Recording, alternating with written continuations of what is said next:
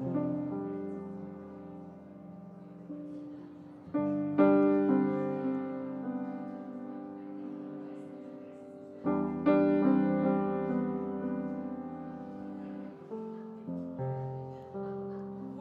everybody. Please take your seats, everybody.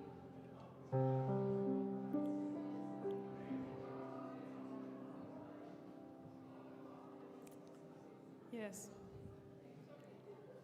Let's start.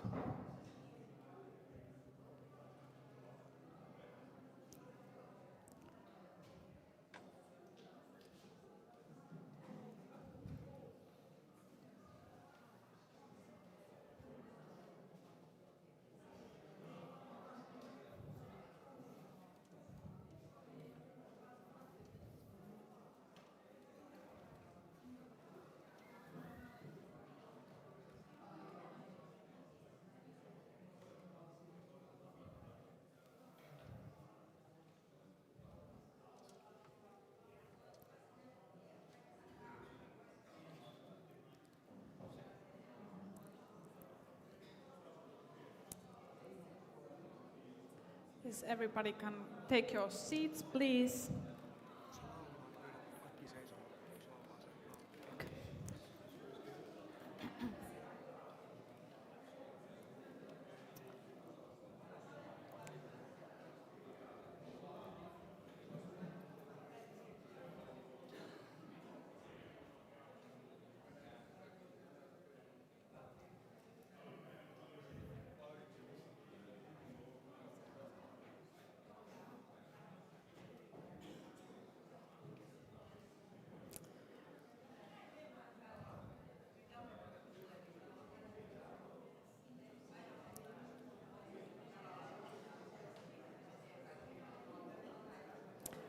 Yes, thank you everybody that you have came here to the Case COVID Pass event.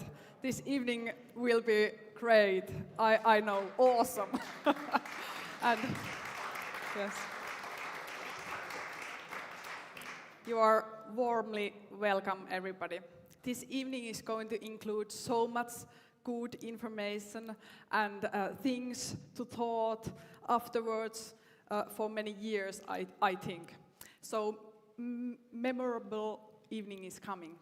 First, we are going to have set for 5 speeches, and after that, we are going to have 30 minutes break with croissant and coffee. Yeah, and after that, we are going to have a next session. So, you are warmly welcome, and now we are going to start this event with standing up, and we are going to hear Finlandia hymn.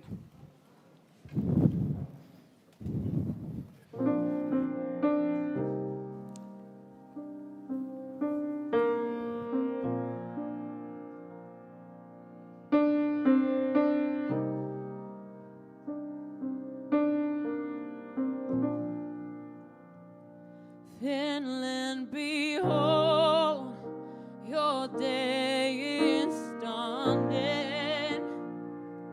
The night of fear has now been cast aside. The light of burning in the light is soaring.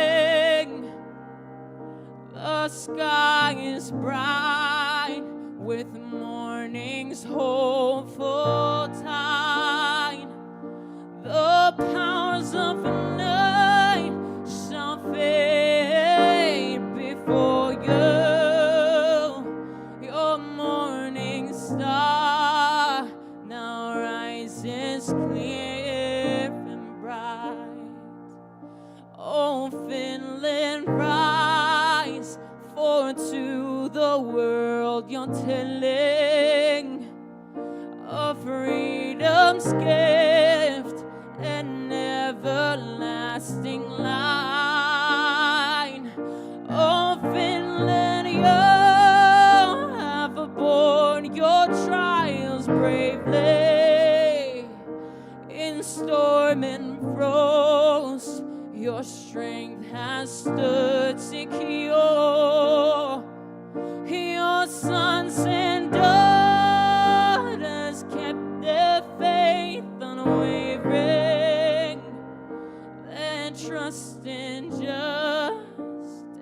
steadfast and pure. Oh, Finland, let your banner proudly wave now in freedom's wind. Let all its colors shine.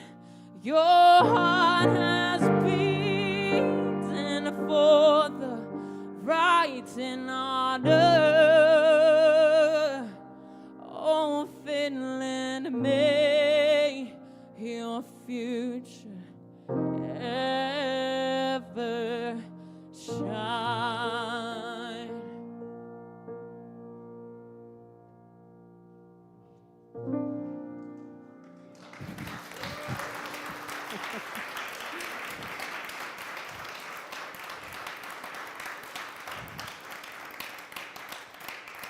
Yeah, she was Elsa Karmitsa, and my name is Veera Hytönen. I forgot to tell you, but I'm going to host this evening if it's not obvious already for everyone. But also welcome all you who are in the online live stream at Mika's X Rumble and YouTube. You are also welcome to this event. It's pleasure that you are watching this. And please share the link for the others to see also. So first we are going to have a first speech. Tuukka Lampela, a member of the legal team. Mika's member of the legal team. Yeah.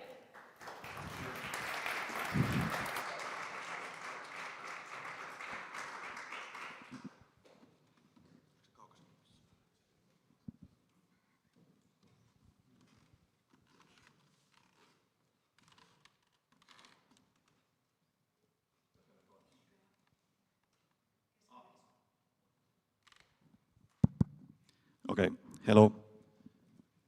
So, yes, I'm Tuukka Lampela.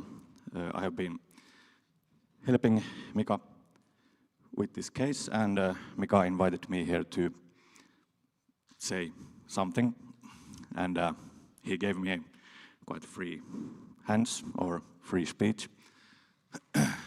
There would be a lot to say, but I have only 15 minutes. So I will start with some breaking news.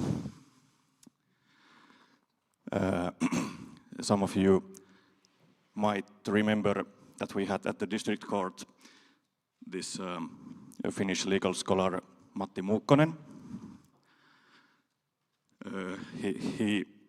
He wrote this article about the COVID pass legislation's equality scenario and actually criticized it quite strongly in the beginning of 22, just at the time when the use of the COVID pass was stopped. So, and Mika got this idea 4 weeks ago or something, that should we ask Muukkonen to give an expert statement to the European Court of Human Rights. I was actually quite skeptical that would Matti agree to do it, but actually he agreed, and I can say that he gave an incredible expert statement. I think Mika will publish it after we file the complaint to the European Court of Human Rights. And yeah, so if you don't all know, we got the judgment from the Supreme Court of Finland December, so 2 months ago, and it didn't surprise us that they didn't accept Mika's appeal. So we have now been working on the appeal to the European Court of Human Rights, and we will file it in 3 weeks. But the breaking news is that we got this expert statement from Matti Muukkonen. He has a lot of degrees and positions. He's a doctor of administrative sciences, a doctor of legal sciences, and he has a master at social sciences. He's a docent in 2 universities, and he's actually a really prolific legal scholar. You can see here a part of his publications, scientific publications. They are mostly about administrative law or administration. So you can see there's 116 articles that he has written in the last 20 or something years, and many of them are peer-reviewed. And actually, we cannot see here the article he wrote in 22, but it was also peer-reviewed. And you can see here a screenshot from the statement's introduction, and you can see that it is primarily based on his peer-reviewed article, which I just told you about, this critique of the equality assessment framework of the COVID pass legislation, and another article about the distribution of tasks and powers in combating generally dangerous communicable diseases. So, yeah, so we asked some questions from Muukkonen, and you can see here some takes from the titles of his statement. We can see that first he addresses the equality problems in the COVID pass legislation, and then he writes about consideration of individuals unvaccinated for religious reasons, like Mika, and then he gave his opinion, very well reasoned opinion about the absence of an effective legal remedy here with the COVID pass, and especially this, I was skeptical that if Muukkonen would say anything about the right to life and health in relation to vaccine adverse effects, but actually he gave a very good statements there also. And about the impact of litigation costs on access to justice. So as we know, Mika has 130,000 euros debt to, so yeah, so how does it feel? Maybe you tell that later. But it feels good, okay. Yeah. Yeah, so, but okay, Matti also gave on this topic some very interesting argumentation, and yeah, also on other matters. But I recommend very much that you read it in 3 weeks when Mika publishes it. I took some quotes from the statement of Muukkonen. So, okay, so the central equality problem in the COVID pass legislation was that it placed healthy, unvaccinated persons in an unequal position relative to all others. And Muukkonen emphasizes the word healthy. The assessment framework should have been one in which the question was whether there were constitutionally acceptable grounds for requiring healthy unvaccinated persons to repeatedly pay approximately 100 to 200 euros for a COVID-19 test in order to use certain services. So that was also, in my opinion, the main legal problem here, and it's undisputed that this was a major problem. But the district court and the Court of Appeal and the Supreme Court in Finland, they didn't care. And yeah, so, and then Muukkonen says that Muukkonen refers to actually very many quite new Finnish legal scholarly articles that have confirmed that most of the restrictions were repeatedly asserted without substantive justification, and the fundamental rights balancing exercise was superficial in that not all affected fundamental rights were even identified. And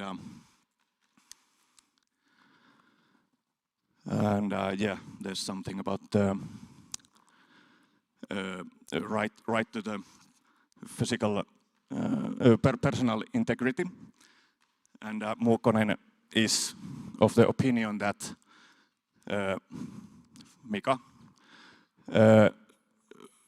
Mika's decision not to be vaccinated was not unfounded or irrational. And on the yeah, thanks to Muukkonen.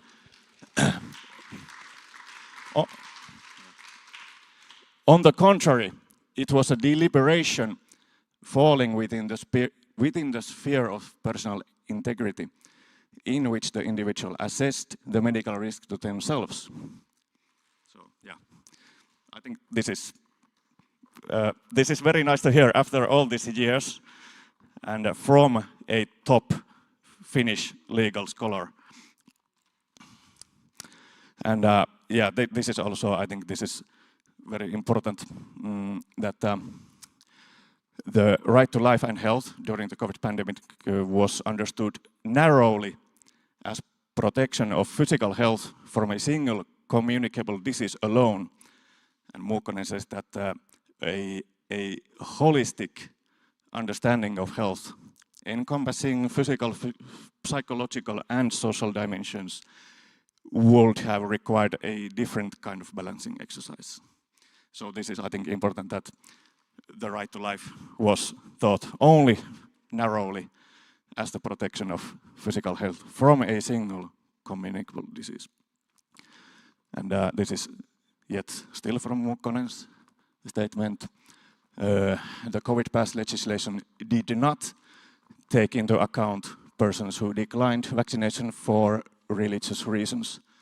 And the government bill nor the Constitutional Law Committee addressed at all the situation of a person who refused vaccination on religious grounds.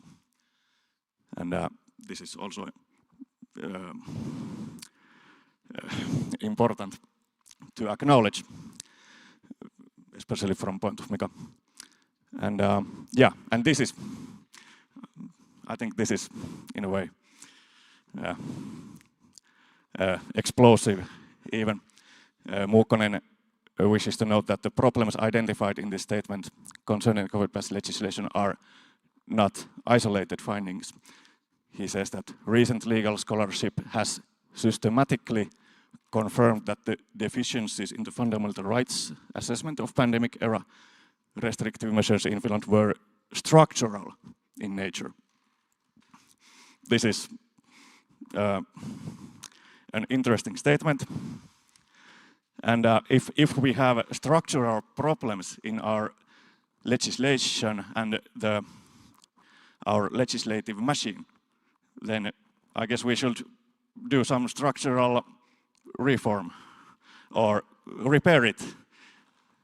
One of Finnish top legal scholars says that we had structural deficiencies in the fundamental rights assessment. So, yeah, I guess we should give this information also to the Finnish government so they could take some advice for the future. Yeah. Okay, Mika will send this to the government. Yes, I have no doubt. Okay, I think I have 1 minute. Maybe I just want to say something about why this fight. Was it just for the croissant? Well, I think not. I think Mika said once that it was the freedom aspect that was maybe the most important. Yeah, and I can agree with that. And I am studying law, and I am also interested in the rule of law side of this. Okay, I have some. You have all seen this quote. I don't have to read it to you, but the question is, who will defend our basic and human rights if not us? And I think Mika has done incredible work here. Okay, maybe I stop here. This is a quote from a Finnish older legal scholar, Karlo Tori, and this is kind of to wrap it up in a larger context. He said that fundamental rights are as if unsatisfied principle that must be concretized again and again in accordance with the principle of democracy against the background of the constitutional tradition of each country and taking into account the current social situation.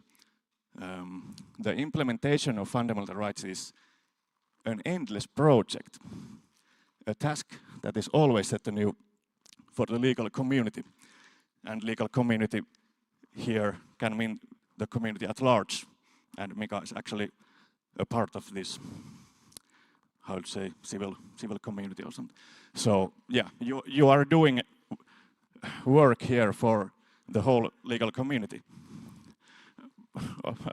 Although it's an endless project.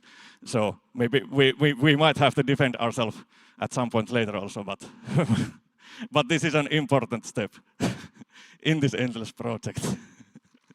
Let's hope that we have some peace later.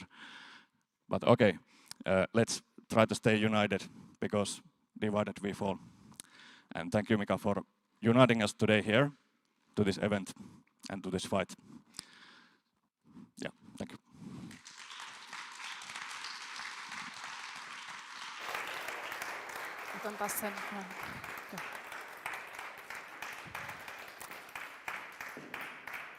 Thank you, Tuukka. It was a bomber start for this evening. Thank you so much. And next we are going to have a speech all the way from Denmark, Malu, Montclair. Welcome.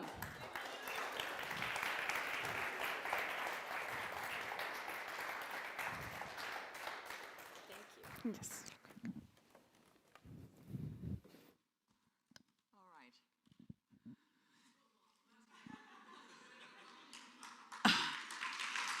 Yeah. Because on the back of my cell phone, I have the sticker saying sue them all. And I truly believe that we should sue them. All of them. Why? Because governments around the world, they violated our fundamental God-given rights, also written down on paper by man himself in the charter that was very well represented here. These rights were violated when Mika was thrown out of a cafe for not having a COVID passport. So of course, the Finnish government should be sued, and the cafe should be sued. They should all be sued. And that is exactly what Mika did. Because it is in an emergency that we need our fundamental human rights. It's not when it's peace and quiet, it's when there is storm, it's when there is emergencies. That is when they're supposed to work. And they didn't, because the government allowed them to be violated. So yes, I support Mika. Who supports Mika in here? So Mika, thank you for inviting me to Helsinki, to your beautiful city, along with a powerful panel of speakers. I'm honored. The first time I met Mika was in a conference in Stockholm in the fall of 2023, and I will never forget it. A tall, confident, very well-spoken and strong man stood there, and he told us about his case against the Finnish government. And do you know what struck me? He didn't ask permission to be validated by any of us. He didn't ask permission to be heard by any of us. And he sure didn't ask permission to be treated with dignity by any of us. And you know why? Because he knows his value. So my question to you is, how many of you, deep in your core, how many of you can say that you really feel that you know your value? How many of you know your value? Okay. So this is what is important, that we know our value. And I know that how Mika felt, because in 2021 I sued the Danish government for committing the exact same crime against the rights of the Danish people. 13 articles in the EU Charter of Human Rights were violated during lockdown. It is a crime. They committed crimes against us, period. A crime committed by governments across the globe at the same time. What a strange coincidence, huh? So are you aware that what your government did to you is a crime? Are you aware of it? Do you know that the COVID pass was a political decision? Yes. Nothing to do with health. Nothing to do with health at all. In Finland, as well as in any other country in the world, you are allowed to get COVID pass in two ways. Either by letting yourself be injected with an experimental drug that no one had the slightest idea about regarding long-term effect, or by showing a negative PCR test. So, what do we know about these requirements? About the PCR test, we know that it cannot be used to diagnose as a diagnostic tool to determine whether someone is infected or not. It's a copy machine. The higher the cycles, the more copies. Nothing else. We also know that they made up this bullshit, pardon my French, but I'm pissed off, about asymptomatic infection. Have you ever heard anything so ridiculous? High cycles on the PCR test created positive results to make people think they were sick. But you know what? Healthy people, they're not sick. Healthy people are not sick. And about the injections, we know that they were a medical experiment given conditional marketing authorization by EMA, the European Medicine Agency, based on preventing people from becoming severely ill and being hospitalized. Okay. You also know that none of the clinical trials were designed ever to test whether the injections could stop transmission. So why on God's green earth should we have a COVID-19 passport? Can you tell me? And they knew it. The EMA, the health authorities, your government, all governments, they knew it. They knew it before they coerced our fellow humans into being injected. And what else do we know? We know that coronavirus is not a novel virus, nor a natural one. It is, in fact, a computer code created through gain-of-function research in a biological laboratory and patented in North Carolina, United States in October 2014. Period. To this day, many people still say that the injections were for the greater good. But according to good clinical practice, any medical drug must have a clear benefit that overweight the risks. But it has not. These injections has no benefit at all. In fact, they have killed more people than any other drug in history. And they have destroyed the health of even more. And we are talking billions. And that is the facts. Both legally and medically, the COVID-19 injections are biological weapons. And we need to address that. We need to start more and more people to call it what it is. Nobody would take an experimental injection if they knew it was a biological weapon that alters the genome just to get a COVID passport.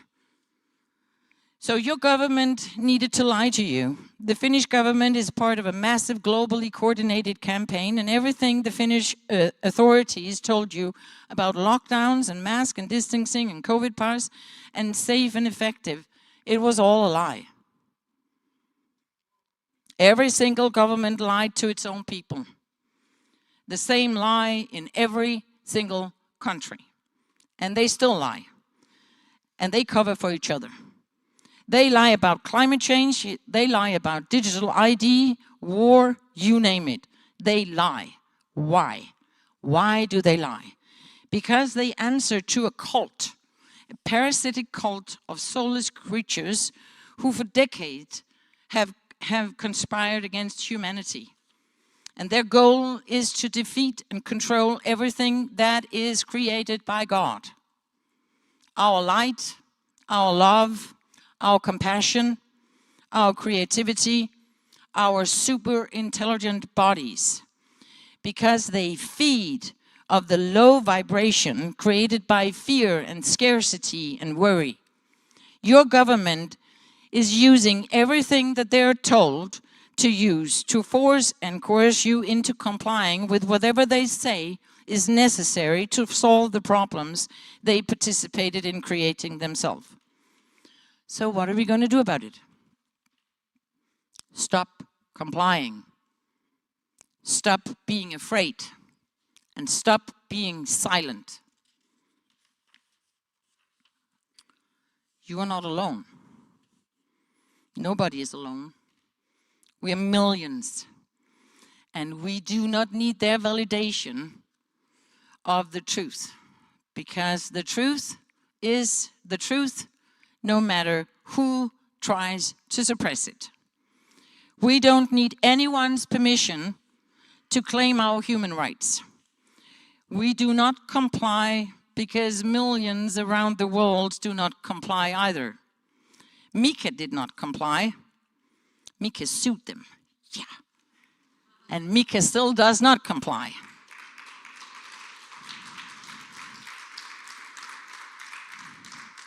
And that is exactly why we support him. We have a warrior here in Finland. You have a warrior here in Helsinki who is fighting for your children's future. So of course we support him with everything that we can, with everything that he needs. And the way to do it is that we continue to shine our light, first of all. Shine our light. Together we will dry out these monsters who have no place on earth. Your no to their agenda is a yes to a beautiful future, a beautiful world for our children and our grandchildren, where peace and freedom and justice and respect for life and human dignity as the foundation of everything. And we do it together. So to all of you here and to the viewers on the live stream, now it is your time to be present right here and right now. Be courageous, be unshakable, be peace, be strong, and be bold, and be brave. Like Mika. Your children and your grandchildren will be proud of you for doing the right thing. Thank you. Thank you for supporting Mika.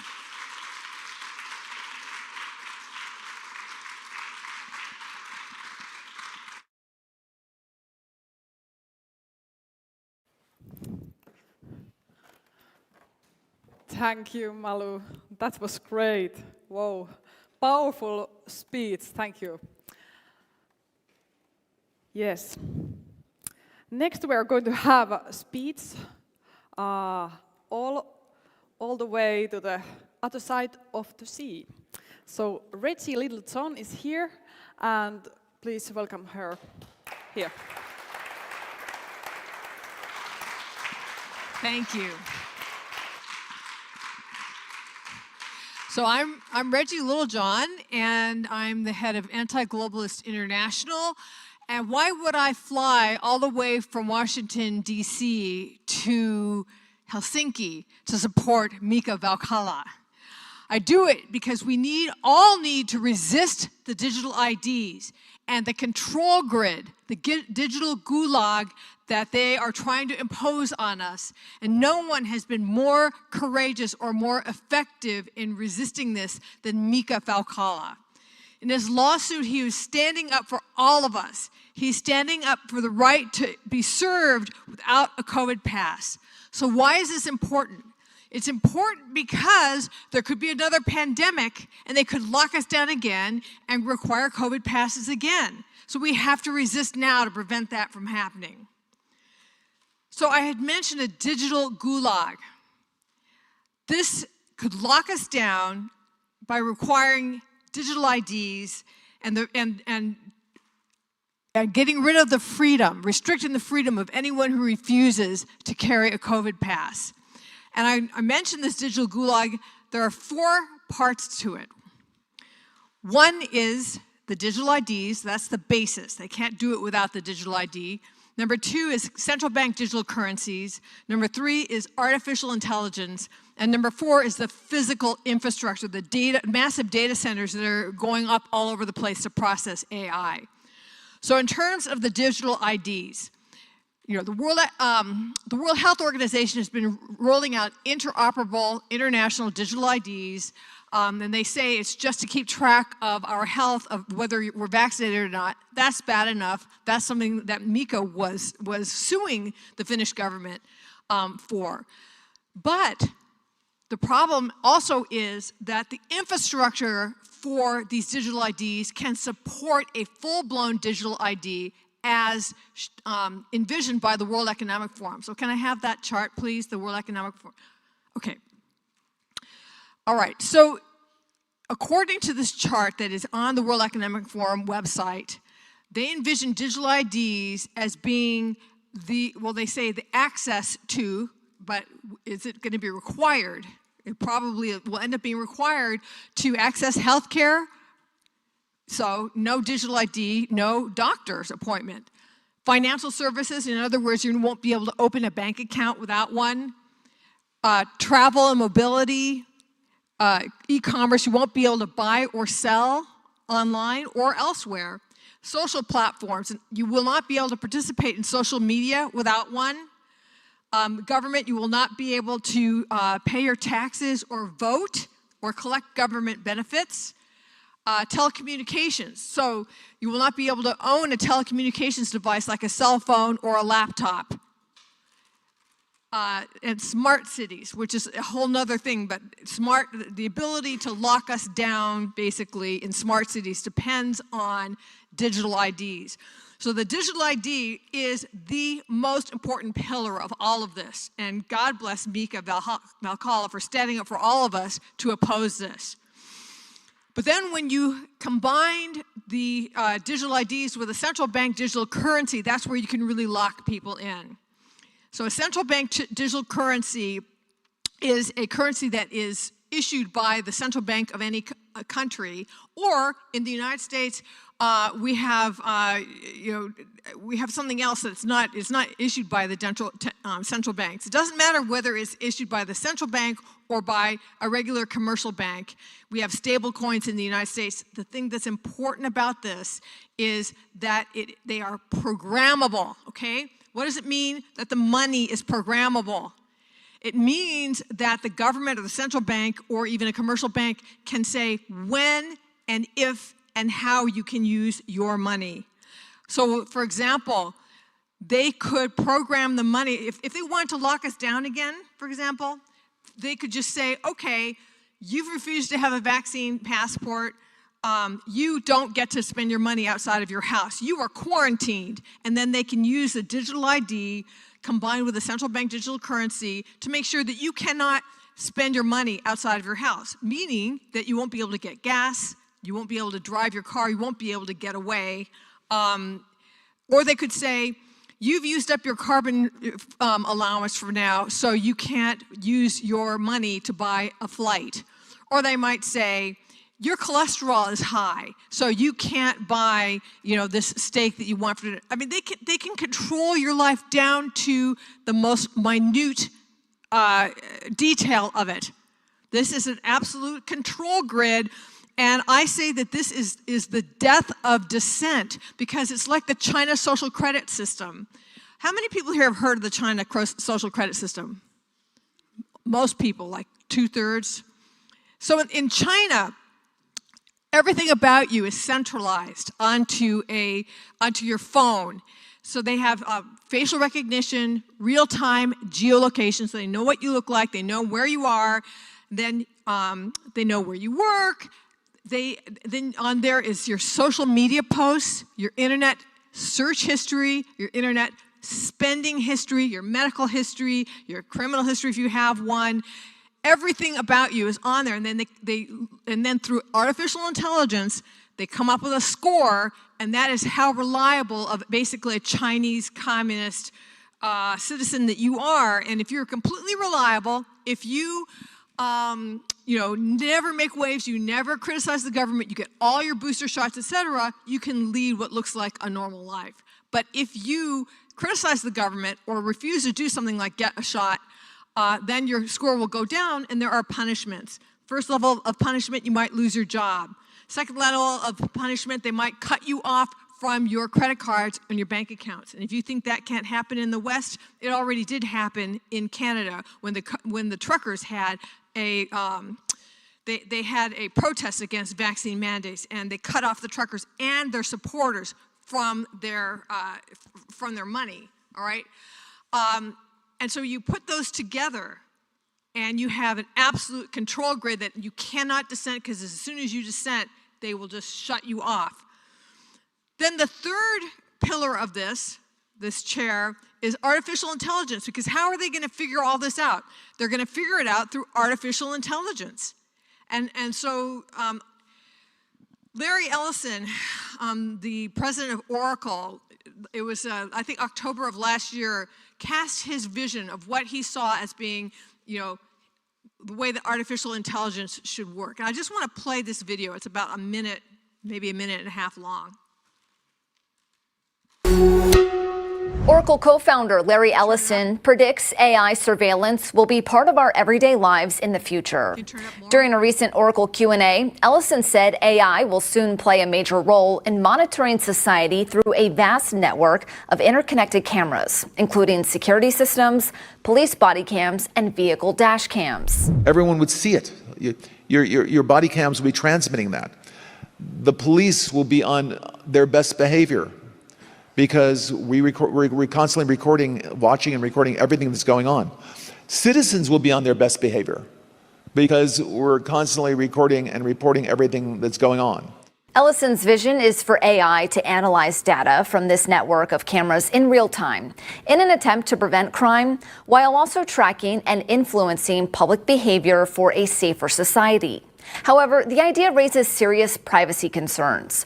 Critics argue it could lead to a surveillance state with constant monitoring infringing on personal privacy rights, while others say it could help solve crimes faster and provide transparency to citizens in cases of excessive force from law enforcement. We're going to have supervision. In other words, every police officer is going to be supervised at all times. Ellison's proposal highlights a growing trend among tech giants to harness AI for societal influence, which may significantly reshape our lives in the coming years. For For more unbiased updates from all over the world, download the Straight Arrow News app or visit san.com. So this is the vision, that through AI, all of us would be wearing body cams. So every single thing we say, every single thing that we do is going to be uploaded into AI to keep us safer. But what it's also going to do, as I said, is crush dissent. Because as soon as we start saying things that whoever's in power doesn't like, that's going to be it. And by the way, another part of that interview, Larry Ellison said that it would stop mall shootings because they can send in drones quicker than humans. You know, that the AI will pick up if there's a disturbance going on, and then the drones will come in. Well, you know, what about this meeting here? What about what I'm saying here? If Larry Ellison had his way, there'd be drones right here in my face right now. You know, is this what we want? This is the death of dissent. And we are standing at a crossroads where if we do not resist, that this is going to be our future. There will be no freedom. And I said there are 4 legs to this chair. The last one is the physical infrastructure. In other words, these massive data centers that are going up all over the United States and Europe. Because it requires these massive data centers in order to process all of this artificial intelligence.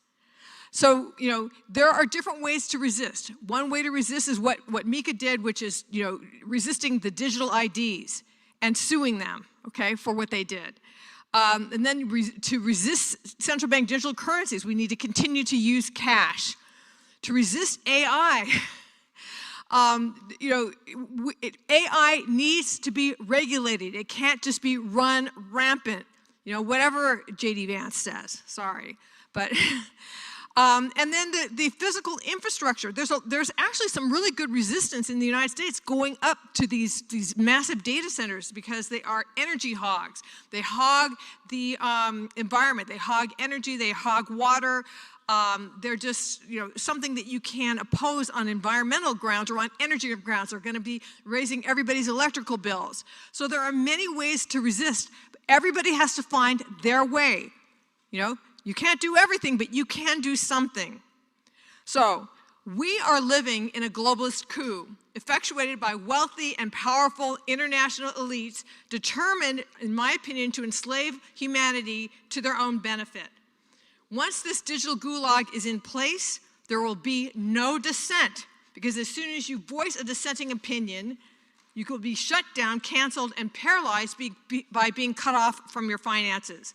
We all need to resist, and we all need to support those who have given everything to lead the resistance.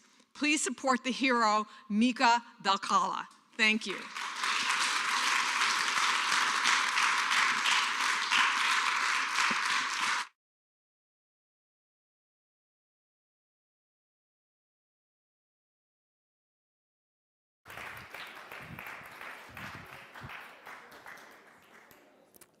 Wow, that was great. Exactly. Wow. There was some new information for me. Was there something new for you also? Yes, exactly. Thank you so much for that information, that what is up to going on behind the scenes. So next we're going to have a speech from, I don't know, is it Switzerland? Astrid? Yep. Astrid Stuckelberger. I can't say the name more nicely, but Astrid, you are welcome. It's okay.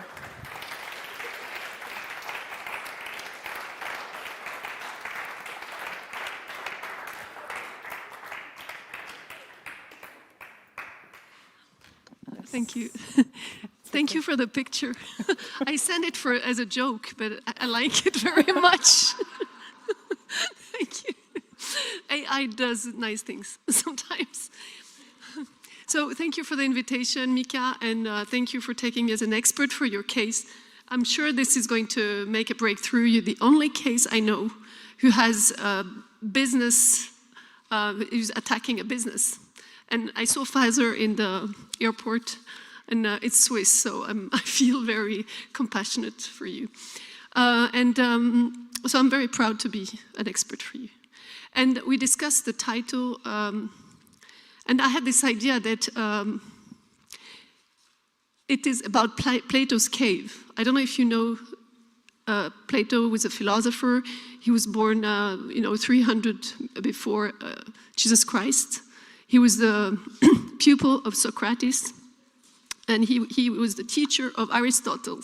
So this is quite an interesting metaphor.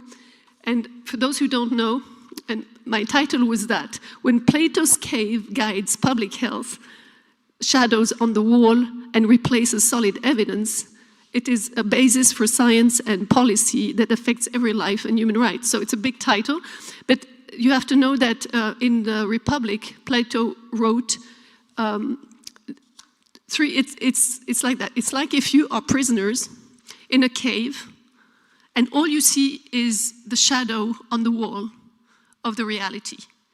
And those who stay in ignorance are chained in the bottom of the cave. They're looking at the wall and they see only the shadow of a fire where puppets are shown and they only see kind of shadows, and they think this is reality, and they're ignorant. And the whole journey of a hero like Mika is that you have to go out of ignorance to go up to the light of the cave. So you have to climb up the cave, and get out of your chains. And once you get out of the chains, then you have the light and you see reality, truth, justice, and much more what they have been hiding to you. So this is a metaphor that I was asked once to make a conference about, and it is very profound, and I think it shows very much what we're living today, is that people are kept in ignorance. Most of the people are afraid to get out of the cave, and the irony is that when you know, we never know everything, that even in science, nobody knows 100% ever. But when you get down to the cave and you want to liberate the prisoners and of their shadows, you tell them, and they have two solutions. They can deny what you're saying and they don't believe you, or they can try and get out, and it will take a lot of time. But they can also ridiculize you and say, you're not right, you're censoring you, and even going to kill people because they don't want to hear what you're saying. So we are in this metaphor, and I'm going to just make, there is no timing, so thank you, but I cannot see my timing because I can get carried away. Oh, yes, I see it, okay. So I was going to take just two topics to go beyond PCR test, because my expertise was to show that PCR test is not valid and cannot be used in vivo. It is an in vitro test. But I wanted to make you a rhetoric a bit larger, like Mika asked me, to show you how this ignorance is guiding public policy. So we can say the government is ignorant, but they could also be trapped, and they could be completely forced by a higher power. So there are two aspects, and one is the excess mortality that has been justifying everything, and the case definition, which is not only PCR, but it's how do you test what is happening. And I can talk from a perspective of WHO and the International Health Regulation, where I have worked for 3 years. So WHO has given instruction to the whole world, and it's even said in some texts, which is completely wrong. WHO has never given, they give guidelines, but they never can impose anything on any state. So the government is responsible of itself, but many governments can sue the WHO or the United Nations for having made a constraint to them. So how do you say it's a pandemic or an epidemic? You need excess death or excess mortality and excess sick people from the same cause, and that's where the trick is. From the same cause, it is very important. Then once you have the same cause, you have to validate this causality and this contagiosity. And the case definition in that in what happened in emergency is that they went so fast in the conclusion of a COVID virus, a SARS-CoV-1, that they fooled everybody.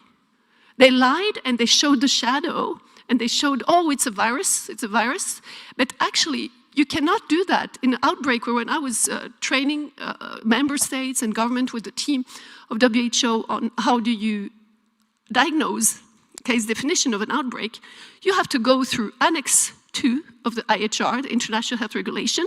You have to see if it is in the list, if what we suspect is in the list, and you have to validate and re-verify each time it crosses the border. And if it's an international concern, public health emergency of international concern, you cannot declare it like a pandemic right away. You have to see that every country has validated that this strain, if it is a virus, is exactly the number of cases in each country, etc. It never happened. It was all a shadow. It was just smoke, and they concluded that we have to lock down and took measures. You see, so when you have an outbreak, it's not just testing one virus. It is first, if it is a virus, you have to go with the core postulate. You have to isolate, purify, take a picture, not the photoshopped picture that you see all the time, and then you have to make the causality in the cells, but also in animal models, and then in human models, and then the contagiosity is the same. It has never been done.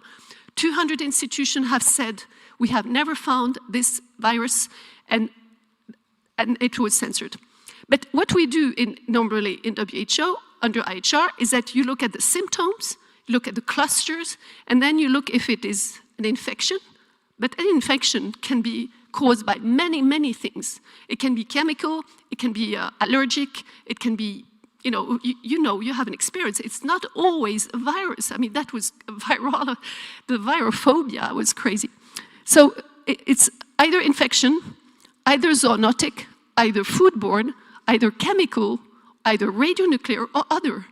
Nothing was done, not once. And once you have symptomatology, a doctor has to be there and make the list. And then if somebody dies, you look if the causality is correct and you go and look at the autopsy, but it wasn't done.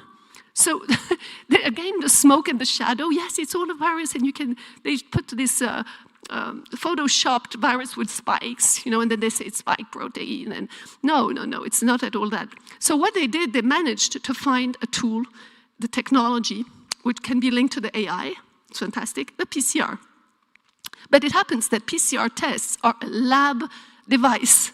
They're not a public health device, and they will never be possible to make a diagnostic in a population, in a healthy, non-healthy, and the same device for everybody, because it is a lab condition.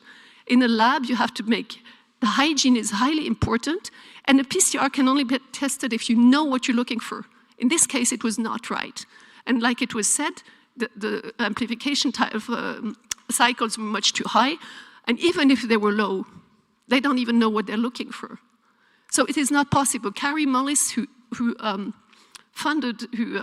found this PCR, said that it is impossible to use PCR for a public health diagnosis. You cannot. It is an easy tool. Can you see how the emergency created that they can do it? It was really incredible. So I think that one thing with the shadow they are managed to do is that they have transferred the lab to a planetary lab, and everything they say with words from laboratory that are only signals, they transfer to the human in the population at home. And you think, yeah, the PCR said this, and oh, the spike, oh, mRNA. mRNA is fake, mRNA is epigenetics. So anyway, I will go, that is the first thing, is that the testing, the case definition is wrong, and the symptoms were not taken into account. Autopsy were not taken into the account, and the doctor were taken out. So fake test, shadow test. Also the virus, shadow virus. We still do not know up to today what it is exactly that they are doing, because there's so many causality for so many respiratory syndrome or any other syndrome that people died from, that we have to go up to the light again and come back and try and all discuss together in the light of the truth that exists, many truths. Now on the scam, the problem is that those statistics that were excess mortality were only number of cases, number of tests, and not number of cases. It was only tests. They don't care if it is positive or negative. They made it up, like they make up excess death or not excess death, and they change the past. So you have to really keep your data, because they are actually changing the past. I have numbers from the past, and I can assure you that in 2020, there was no excess death in the world. No excess death. Professor John Ioannidis from Stanford University has written a paper, and three papers. End of 2020, two, and then one in January 21 in the World Health Bulletin, saying no, there's no excess death in 2020. So no justification for nothing, not even a vaccine pass. The premises are wrong, and there's a cascade of fake and fraud, rolling on in the whole timeline with emergency. So they use the same word today. Up to today, we use COVID. I hear people saying, yes, I got COVID today, in 26. So can you see how they managed to make people stay in this cave, chained to words, to concepts? So 2020, there was no excess death, and in 21, it surged, and it started surging. And I have numbers, I'm not going to read them to you because it's absolutely horrifying.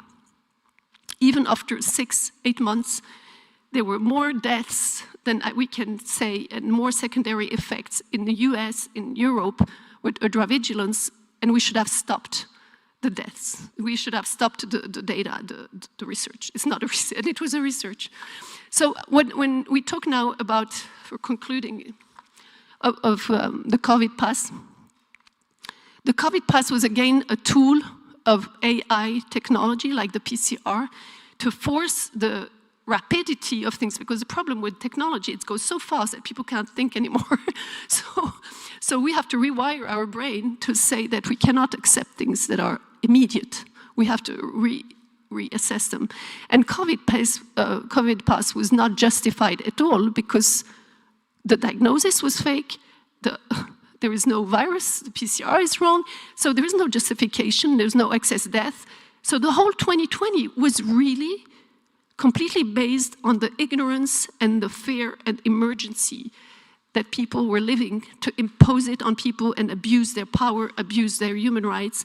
And by the way, they violated all their instruments, international instruments. WHO violated the constitution of respecting people, the international health regulation, all the human rights articles, and Article 43, which says that you cannot take measures without having a rationality and a scientific evidence. And there is absolutely no evidence for having imposed an experimental vaccine, thus a COVID pass.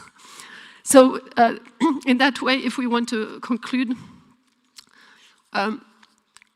so I think you have a big subject because you're actually taking the whole chain of reaction, and you can at each step, like it was done now by the speakers, is that you can each step find a fraud, a fake, and think that they have concluded and left people back, rolling down into the cave in ignorance. And what we can do now is that I will just quote Søren Kierkegaard, the philosopher from Denmark, who says there are two ways to be fooled. First, to believe what is not true, which means lies, deception, ignorance, or to refuse to believe what is true. So you can deny, or you can refuse to believe what is true is denial. So this is inconvenient truth, and it is very difficult to convince people, even governments and even tribunals, because they are coerced. But also maybe in their brain they don't understand. They're down in the cave. So we need to find an ability to see this illusion and lies for other people, to see beyond. And I think lawsuits can fight media and TV who are, enhancing this ignorance. But comes to out of the cave. We cannot just go out of the cave. We have to also have science and policy with ethics and with consciousness. Otherwise, it's the ruin of the soul and the ruin of humanity. So thank you, Mika, for doing what you're doing. And good luck. We are with you.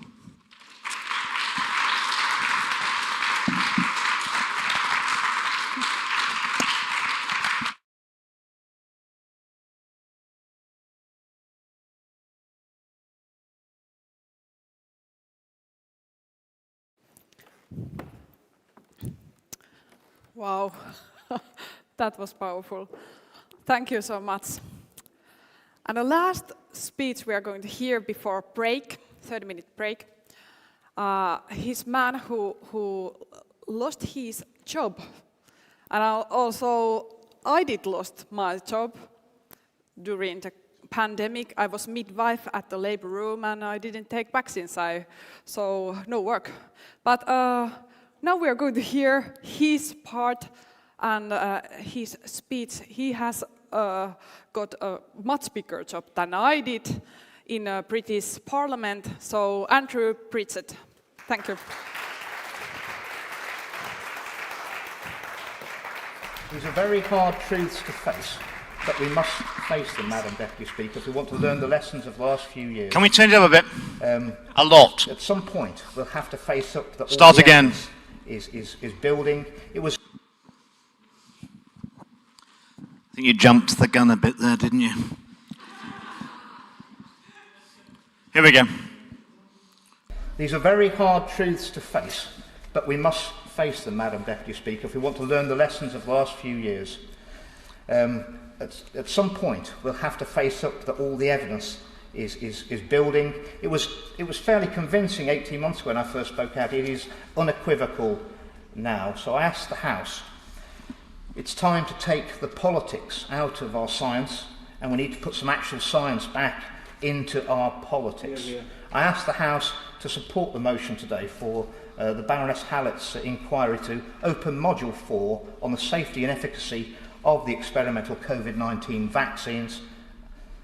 And given the evidence, Madam Deputy Speaker, I call on the government once again to immediately suspend the use of all mRNA treatments in both humans and animals pending the outcome of that inquiry.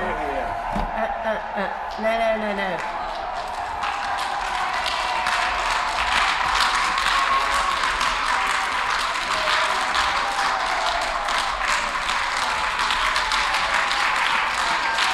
You have to clear the gallery if clapping continues. I would order it if necessary. No. The question is, as on the order paper. And ladies and gentlemen, that's apparently democracy. And we're supposed to be in the People's House as a Member of Parliament for 14 years. I can quite honestly say that they've never heard the public like that through the bulletproof glass in the chamber of the House of Commons. And the stark difference between, I got the first ever debate in any parliament in the world on excess deaths. And it took me 9 months. And I put in every week for 9 months. And I put in 3 times a week. And it came back every day, every week, unsuccessful in ballot. You can see why I don't play the national lottery, can't you? And it was only when I produced, in the summer of 2023, I produced a documentary. Who in the audience have heard of the drug thalidomide? Yep, thalidomide. I researched it. It was produced by a German company called Chemie Grünenthal. It was in Germany after the war. It turned out that Grünenthal had recruited former Nazi scientists into their research department. Their lead scientist was a gentleman by the name of Heinrich Mulke, and he was indicted for war crimes in Poland, but never convicted, and he created the drug called thalidomide. And it was an anti-nausea drug that you could take as much as you wanted, you couldn't overdose on it. It turned out that Grünenthal had given it for free to their staff before it went to market, and one of the employees' wives gave birth to a baby with no ears, but they didn't say anything, they pushed it out to market. And what they didn't know at the time, well, maybe they did, was that thalidomide crossed the blood placenta barrier. It was prescribed for women with morning sickness, and what happened when it went into the fetus, it prevented angiogenesis, which is the formation of blood vessels. Depending on the stage of gestation and how much of the drug the mother took, but over the world, 50% of the babies died, and the other half were born with life-changing injuries, often very short limbs, because they'd been unable to make the blood vessels to allow that to happen. And thalidomide was withdrawn in most of Europe in 1961. What I found out was that it was 1972 before the word thalidomide was ever mentioned in the chamber of the House of Commons. 11 years of cover-up. And there were 3 Strasbourg judges. Grunethal had also got an injunction against the Times newspaper to prevent them from printing any stories about any links between thalidomide and the birth defects, which we'd been seeing. And that was overturned at the Strasbourg court. And 3 judges in Strasbourg said that successive speakers of the House of Commons had deliberately suppressed all debate on thalidomide for 11 years. And I made the little documentary, and it's on YouTube. It's called Thalidomide, The Real Story on YouTube. And I sent it to the Speaker of the House of Commons. That was the Deputy Speaker, Rosie Winterton. Sir Lindsay Hoyle's the Speaker. I sent it to his office, and I said, you want to watch this? And we do not want history repeating itself, do we? And he found me a debate within 3 weeks. And it shouldn't be that you have to threaten the Speaker of the House of Commons with criminal action, effectively, that he's deliberately suppressing debate. What also shocked me is in our parliaments we're supposed to speak, in all of our parliaments we're supposed to speak without fear or favour. Without fear or favour. I was offered in 2022, in January 2022, to shut up about the COVID restrictions and the vaccines. They offered me anything I wanted in the world to sell the people out. And they were so confident they put it in writing to me in a text message, because they never had anyone ever refuse. And when it came to standing up for the children, stopping them getting vaccinated in England, in UK, I'd gone to colleagues I trusted, I'd been working with for 12 years, and they explained to me some of them had had 2 heart attacks after the 2 Pfizer shots, and they still wouldn't stand up for the children. Some of them had told me their sister was paralysed from the neck down after a Moderna booster, and they wouldn't stand up for the children because they were too scared. And my best friend in Parliament, he took 2 Pfizers and a booster, Pfizer booster. They cut his arms and legs off, and he still won't speak about it. That's the power of intimidation. So it's not without fear, and they offer you everything in the world. I can remember they came to me, I was shocked. They even came to my office and said, what do you want to shut up? And I said, what do you mean, what do I want? They said, what do you want? I said, you tell us what you want and we get it for you. I said, what, anything I want? They said, pretty much, yes. I said, is that the game we're playing? And they said, that's the game we're always playing, Andrew. I said, okay. If that's the game we're playing, I do know what I want. I must have the Prime Minister's resignation letter. But apparently that was the one thing I couldn't have. And I said, well, I don't want anything else, do I? If that's the game we're playing, yeah, if that's the game we're playing, well, that's the game that's being played out across our so-called democracies. And what we're seeing is an inversion of everything. If you're someone who wants to do the right thing, save children's lives, look after the people, you're going to get destroyed. If you're willing to lie to people, if you're willing to see people harmed, you'll get promoted. And I'll go further. I'll tell you that the UK is the most corrupt country in the world, and we've sneered at countries in Africa where there's a little bit of corruption from the bottom up, give the policeman a note and some money and you don't get a parking ticket or whatever. Ours is much more insidious. Ours is from the top down, and all the institutional barrels in the UK, our politics, our judiciary, our police, big corporates, the media, they're all corrupt. All the apples at the top of all those institutional barrels are rotten. And any apple that wants to rise, you have to be willing to rot. You can't go up to the top. And if you're the head of any of those corrupt organizations, one of your biggest jobs when you come to at the end of your career, when you either move job or retire, clearly you've got to make sure that the person that takes over your position has got to be at least as corrupt as you were, or the gig's up, isn't it? And it's been going on so long, it's become very, very, very corrupt. And what our governments, and we're in lockstep again, aren't we? Whether it's about what happened during COVID, and now we're in lockstep again. All the government wants to bring in digital ID, and then all the governments want to get under 16s off social media and the internet, so then we all have to have digital ID to protect the children. It was always going to be about that. They're all playing the same old games.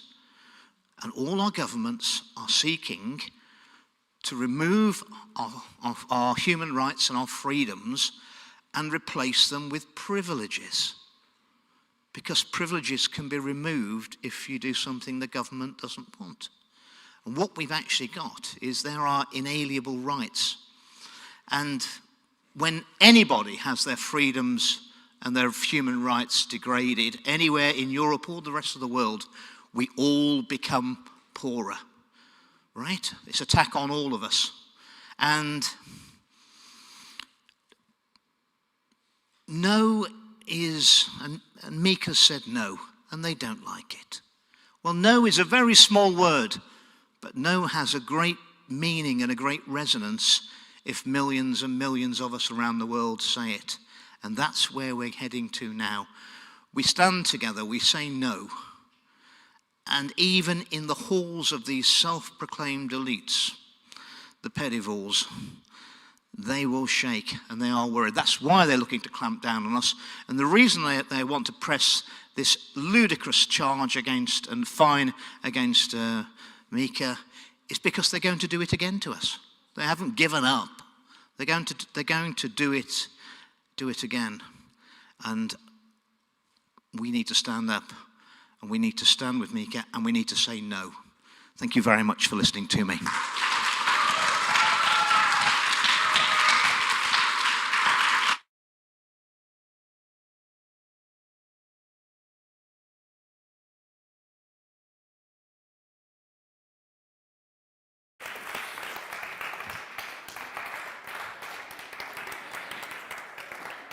Wow, that was hilarious at the same time as serious business. Yes, now we are having some serious business, having some croissant and coffee, and it's free and it's included in your ticket that you did pay.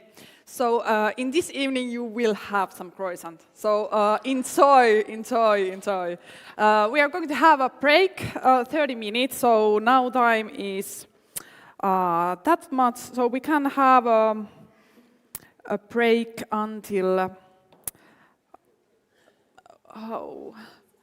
15 past 9. So let's start then. So there is toilets, and if you need, and coffee and croissant. Thank you.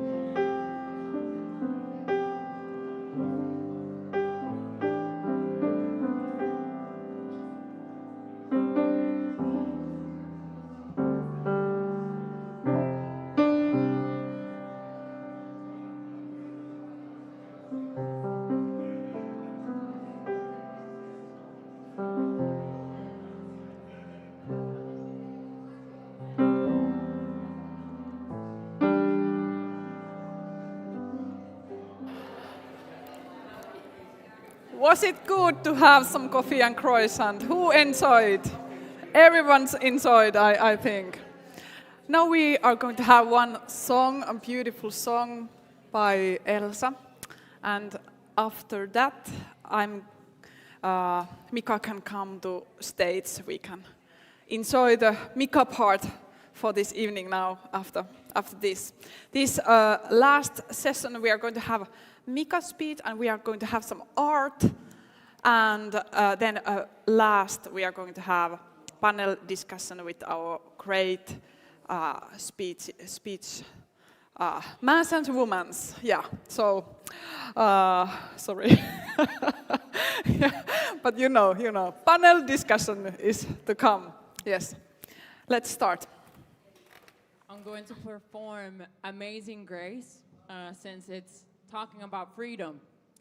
And we are rooting for freedom in this house. So I believe also the Mika's case is also through the religion. So we are speaking about freedom that comes from following God. So that's why Amazing Grace.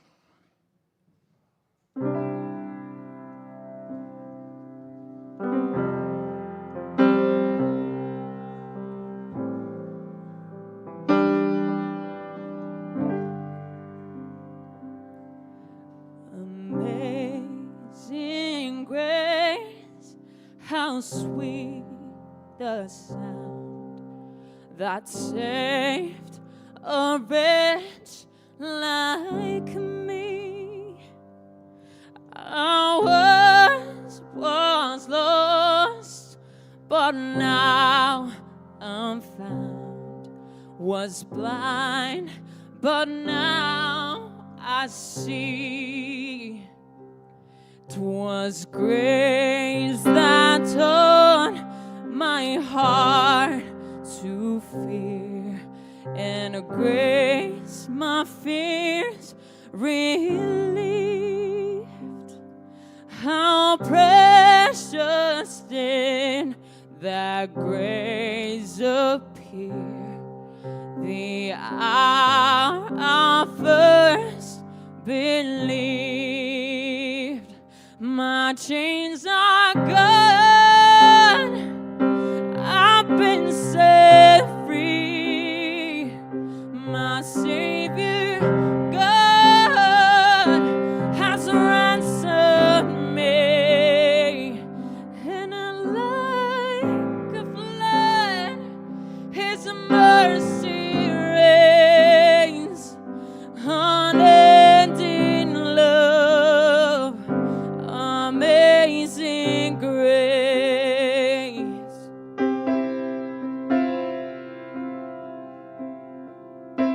The Lord has promised good to me. His word, my hope, secures. He will my shield and portion be, as long as life endures. My chains are gone, I've been set free. My Savior God has ransomed me, and like a flood His mercy reigns, unending love, amazing grace. My chains are gone, I've been set free. My Savior God has ransomed me, and like a flood His mercy reigns, unending love, amazing grace.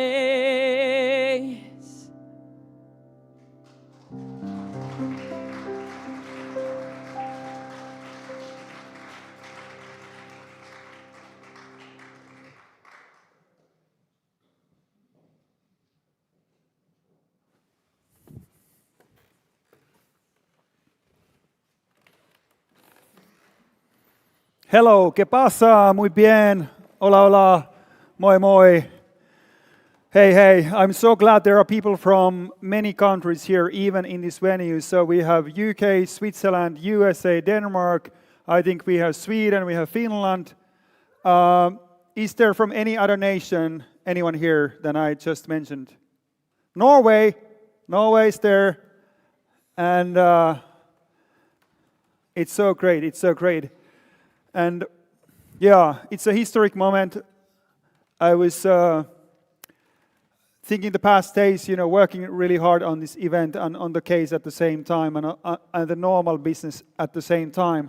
So I was telling Tuukka that my brain has been working maybe harder in the couple of past days and weeks than before in my life. It feels like in the army time when you go for a long few-day camp in the forest and you feel like you have given it all. But at 6 o'clock, or maybe 6:30, I was kind of ready to start come here. And I was like, now let's just enjoy the thing. And it's so great we are here to stand for the basic level human rights, basic level stuff. And when I went into this court case, it was 2021, and I saw what was going on in the world, and then I thought in my mind, that, am I okay? Am I all right that I sell my name, I sell my face, I sell my reputation to defend basic human rights? And I just came to this conclusion that if I'm not ready to defend this one, what I'm ready to defend, what I'm ready to fight for. If this is not something you want to be mocked, ridiculed, talk bad, kicked out of the circles, this has happened, all of this. Then what? What's the worth? What's the worth? Take a vaccine so you can play hockey. Take a vaccine so you can have coffee. Take a vaccine so you can travel. With Mark, who came yesterday from New York, first time to Finland ever. As we were laughing because I'm not married yet, dated a couple of times, but not married yet. So I said, am I gonna get a kiss first or a croissant? Which one? I said it's not my type. I'm glad to hear that. That's it. Wow. Now I'm going to go more closely to the case update here, and then we're going to have the art, and then I'm going to actually have my speech at the end. And I want to say big thank you, Astrid Stuckelberger. Big thank you, Dr. Asim Malhotra, UK. Big thank you, Dr. Claire Craig, UK. And big thank you, Virginie de Araujo Rezia, France. And Tuukka Lampela, kiitos. I'm humbled that I have such a team around me, officially giving their name, giving their statements, giving their work. And even in the district court time, people were saying, hey, can you are this science denier and you so as the peer-reviewed study and blah, blah, blah. I was calculating, somebody correct me, I was calculating maybe my team and the witnesses included, there was maybe 13 university degrees alone at that stage. And now there is even more. Matti Muukkonen, who joined our team just recently, we got 2 days ago, I think so, the latest version we're going to file to the European Court of Human Rights. And I can tell you this, we men, we don't usually cry. We don't usually have tears running down our cheeks. We are tough boys. But, Tuukka, I'm sure I can tell you this, but I was reading the statement from Matti. You were reading. Came in my email, Doctor of Law, as Tuukka was telling. I was almost crying. It was just hitting so hard here. Here and here.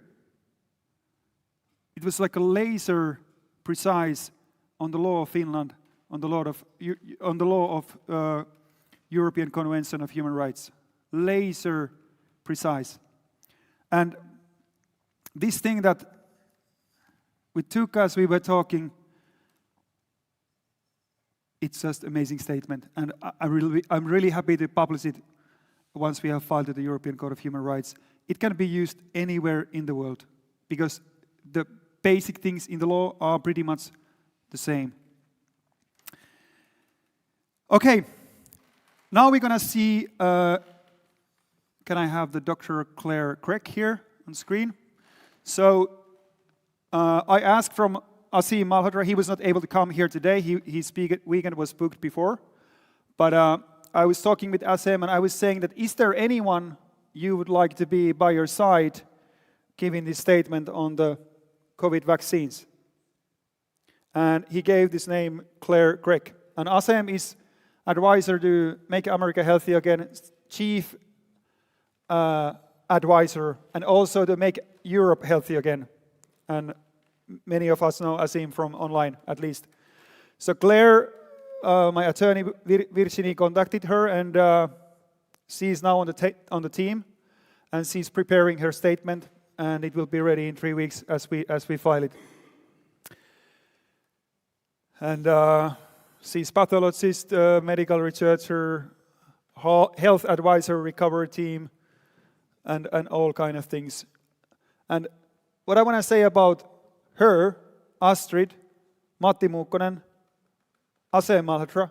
Okay, so it's not only the brain that's working. It's not only the brain that's working, catching up the ideas, looking what's right and wrong and what's here and there, but it's the heart.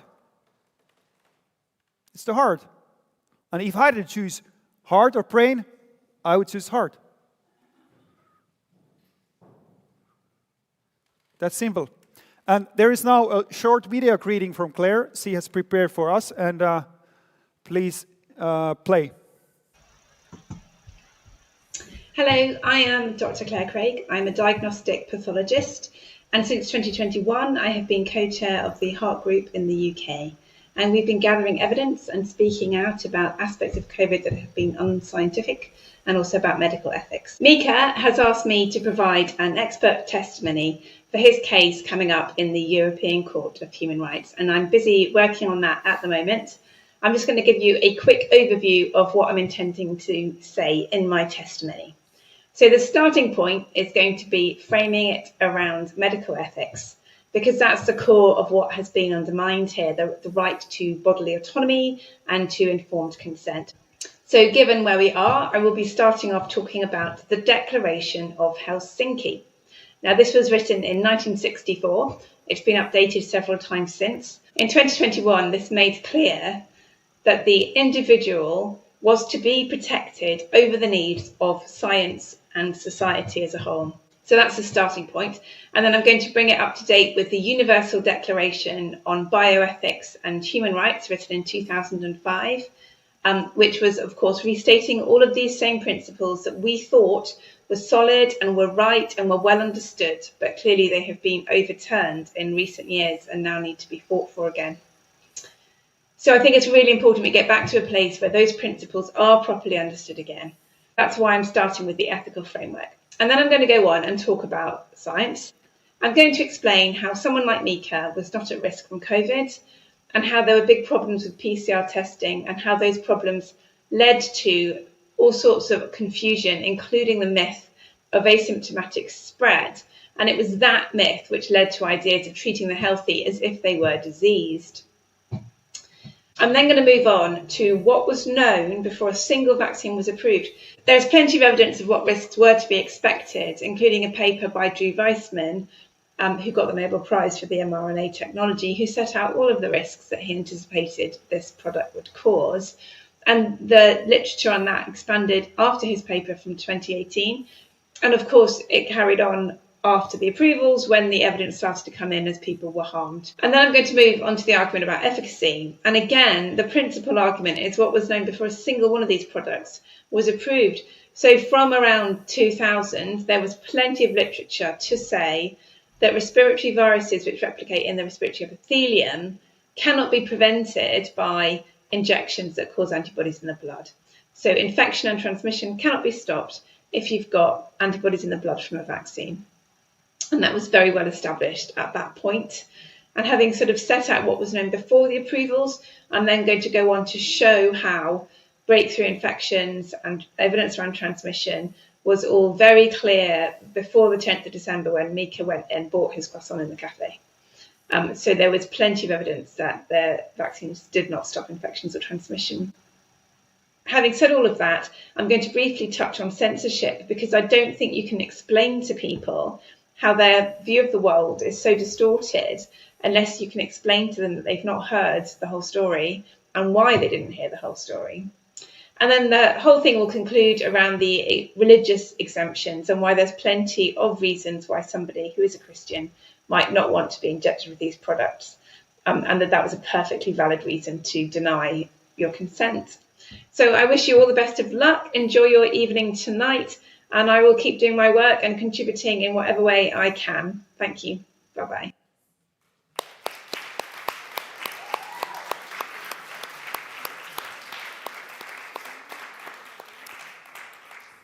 Wow. It's so much data, you can read it and you like where to catch the point. And I'm so delighted to have the UK, like Asim and Claire and Andrew here from UK, and to say that Britannia rules the waves, right? Like back in the day. Well, I've just texted Claire Craig with a photo saying I've come all the way to Helsinki to hear a presentation by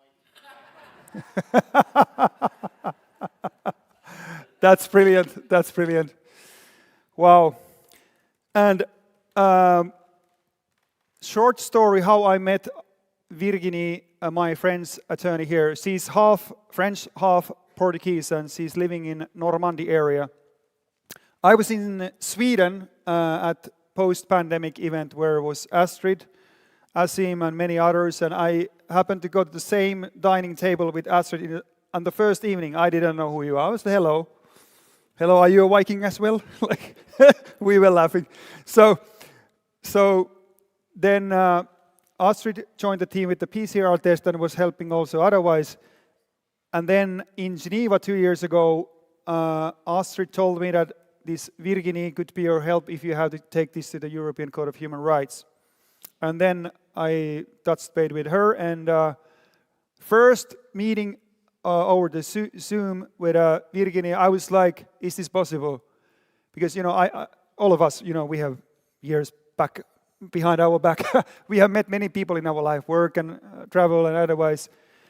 And you get some kind of sense of a person when you meet them, like what's going on and what they are all about. And I was like, how a lawyer, attorney can have so pure spirit, so pure heart, so pure mind. It felt like, I said to Tuukka that I think she's an angel, maybe. So, okay, and now Virginie will have a say here. Here is actually her picture. She's been working, I think, in art and movie industry, and 20 years attorney. She's a member of the Paris Bar Croissant Association, I would say. And this is so ridiculously funny at the same time that we are fighting this case in France. I have a French attorney. It's Apat Croissant, which is from France. We will file the case in French to the European Court of Human Rights. La viva liberté. So we have everything. We have the Britannia rules the waves. We have the La viva liberté France, yeah, and the Finnish lion you will hear a little bit later. So it's so much fun. Okay, so she's working hard. Unbelievable amount of messages. Tuukka is big help there. But now let's Virginie have a say. She has a greeting for us. Hello, my name is Virginie de Arrojo-Requia, and I'm a French attorney specializing in human rights and constitutional law. With over 20 years of experience, I have dedicated my career to defending individuals against state overreach. And since 2020, I have been particularly focused on protecting fundamental freedoms during crises like the COVID-19 pandemic. As previously announced, I am part of the legal team for Mika in his groundbreaking application to the European Court of Human Rights against Finland. This case challenges profound injustices that echo far beyond one man's story. They strike at the heart of democracy, fairness and human dignity in Europe. Let me take you through what happened. On December 10, 2021, Mika, a healthy Finnish citizen and devoted Christian since 1994, was denied entry to a simple cafe in Helsinki, FAZER cafe, solely because he lacked a COVID-19 vaccination certificate, the so-called vaccine passport. This wasn't just a momentary inconvenience, it was a spark for a grueling legal battle. Mika sued FAZER restaurants and the Finnish state, arguing that this denial violated his rights under Finnish law and the European Convention on Human Rights. But the system failed him at every turn. The Finnish courts, district, appeal and supreme, dismissed his claims outright. They imposed staggering court costs of 130,000 euros on him, 110 of around 30,000 euros, Mika now faces financial difficulties. In January and February 2026, authorities seized his salary and bank accounts through forced execution, leaving him in debt. Even his lawyer at the time was sanctioned with 20,000 euros in fines. This isn't justice. It's punishment for daring to question mandatory health policies. At the core of our ECHR application are serious violations. First and foremost, Article 6, Paragraph 1, the right to a fair trial. The presiding judge failed to disclose conflicts of interest. Key witnesses like former Prime Minister Sanna Marin on legislative preparation and health official Satu Koskela on scientific basis were refused hearings. The Supreme Court's denial of appeal lacked any reasoning, ignoring constitutional questions. These procedural flaws turned the trial into a farce, denying Mika an equitable process. We also allege breaches of Article 8, right to private life, Article 9, freedom of thought, conscience and religion, Article 14, prohibition of discrimination, and Article 1 of Protocol 12. Mika's refusal to vaccinate stemmed from his deep Christian faith. He views his body as a temple of the Holy Spirit, as per 1 Corinthians 6:19-20. He objects to gene therapy, so-called vaccines, potentially altering the human genome. Yet, Finland offered no religious exemptions, forcing him into discriminatory exclusion. Alternatives like paid COVID tests, costing 100 to 2,000 euros every few days, were unaffordable, effectively coercing vaccination. This mirrors warnings from the Council of Europe's Parliamentary Assembly resolutions 2361 and 2383, which urge states to prevent discrimination against the unvaccinated, including for personal convictions. Pfizer's own confidential reports, released in US litigation, documented tens of thousands of severe adverse events from their COVID vaccine as early as February 2021, neurological and cardiovascular harms they knew about but downplayed. This is confirmed by the independent expert Dr. Malhotra. Mika's caution was justified. A close acquaintance lost sight after the Pfizer shot. Independent expert Dr-in-law Matti Makkonen highlights the law's unconstitutionality. Dr. Astrid Stokelberger explains that PCR tests used as alternatives are invalid for diagnosing infectivity, producing over 97% false positives at high amplification cycles. Meanwhile, ECHR precedents like Wawrzyska versus Czech Republic grant states leeway for public health, but not at the expense of fairness or proportionality, especially when vaccines didn't fully prevent transmission. This case is not just about the past, it's a warning for our future. Right now, the European Union is rolling out the European Digital Identity Wallet by the end of 2026, as mandated by the EADA's 2.0 regulation. Officially voluntary and privacy-focused, this digital ID system could enable widespread verification and access controls for services, public spaces, and even daily life. As highlighted in recent legal analysis, including from my own firm, such infrastructure risks evolving into mechanisms of exclusion similar to vaccine passports, potentially extending to behavioral scoring, carbon quotas, or renewed health mandates. Mika's ordeal shows what happens when states normalize denying access based on personal choices or beliefs. If unchecked, the EUD wallet could amplify these dangers across Europe, turning temporary pandemic measures into permanent digital control tools. We must act now to protect fundamental rights before it's too late. This isn't just about COVID policies, it's about holding governments accountable when they trample individual rights under the guise of emergencies or digital progress. Supporters of freedom, justice and human rights worldwide, thank you. Let's stand with Mika and defend the principle that unites us all. God bless you. Thank you.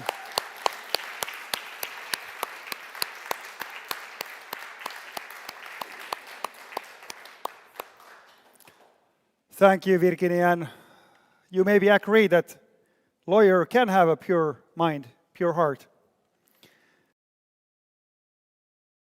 And Virginia, when I talked, so I was asking like how many attorneys, lawyers in France are like fighting back what's going on with these human rights things. He said like maybe 5, 6 or 7 or something like this, just a handful. And it's maybe 60 million people in France, Finland is 5 million. So it's a very tiny percent who have the spine and the backbone to say enough is enough and we're not gonna bend our knee. All right, now I go to this wonderful part. Wonderful. So, I can tell you in the past days, you know, I'm not a lawyer, I'm not a doctor, I haven't studied law, but, you know, I work in insurance business for 12 years, so I had to many times think quite fast, many different scenarios. And with my clients, customers, I always, every day, I just talk about the downsides of the life. Like, what is the downside? What if this happens? What if that happens? It doesn't mean that you have to fear, okay, if this is going to happen, but life is life. And when I went into this case, I knew, I had this feeling, the gut feeling that there is a possibility of big financial, how would I say, like pressure coming on me from government. And I knew the Finnish courts may not, I wish they did, but they may not obey the law. They may not obey what's there. But despite that, I remember in my home, I live in here in Helsinki, I've been speaking to myself and to God. I've been just declaring, I don't fear reputation loss. I don't fear losing anything, job, business, clients. I don't fear big bills. I don't fear justices, courts, politicians, health authorities. I don't fear any of that. I don't fear any loss of money. Only thing I fear is Jesus Christ. And that's today. The same thing. My spirit is free. My spirit is free, as you see. I have peace. I have joy. I'm happy. I laugh. Yeah. So.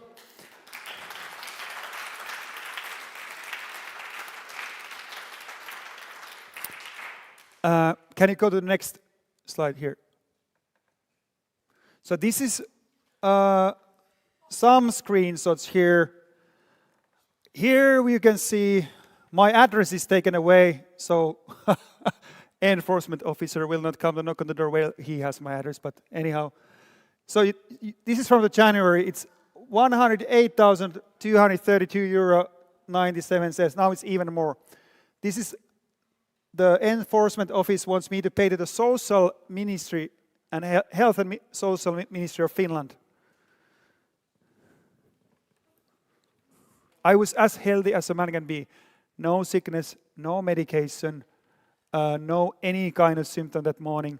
But that's not really the point. They were treating me like they were treating you as a threat because you didn't have the COVID pass. And that's there, 108,000 euro. This is, like Virginia said, that she has never heard such a thing. And I think in a bigger picture, we should have this class action lawsuit made into the constitution that the people can unite in the court cases in any country, be it Denmark, UK, Switzerland, Finland, and gather thousands, tens of thousands, hundreds of thousands, just sue the government with collectively Now, when I was looking how to do this case, I knew that when I really go with this, I have to take a risk on my own to go, because I sued them, they didn't sue me. They haven't taken me to the court because I refused PCR test or something, but I sued them. And my plan or strategia, that's the hard word for me to say in English, I say strategia, you maybe understand what it means.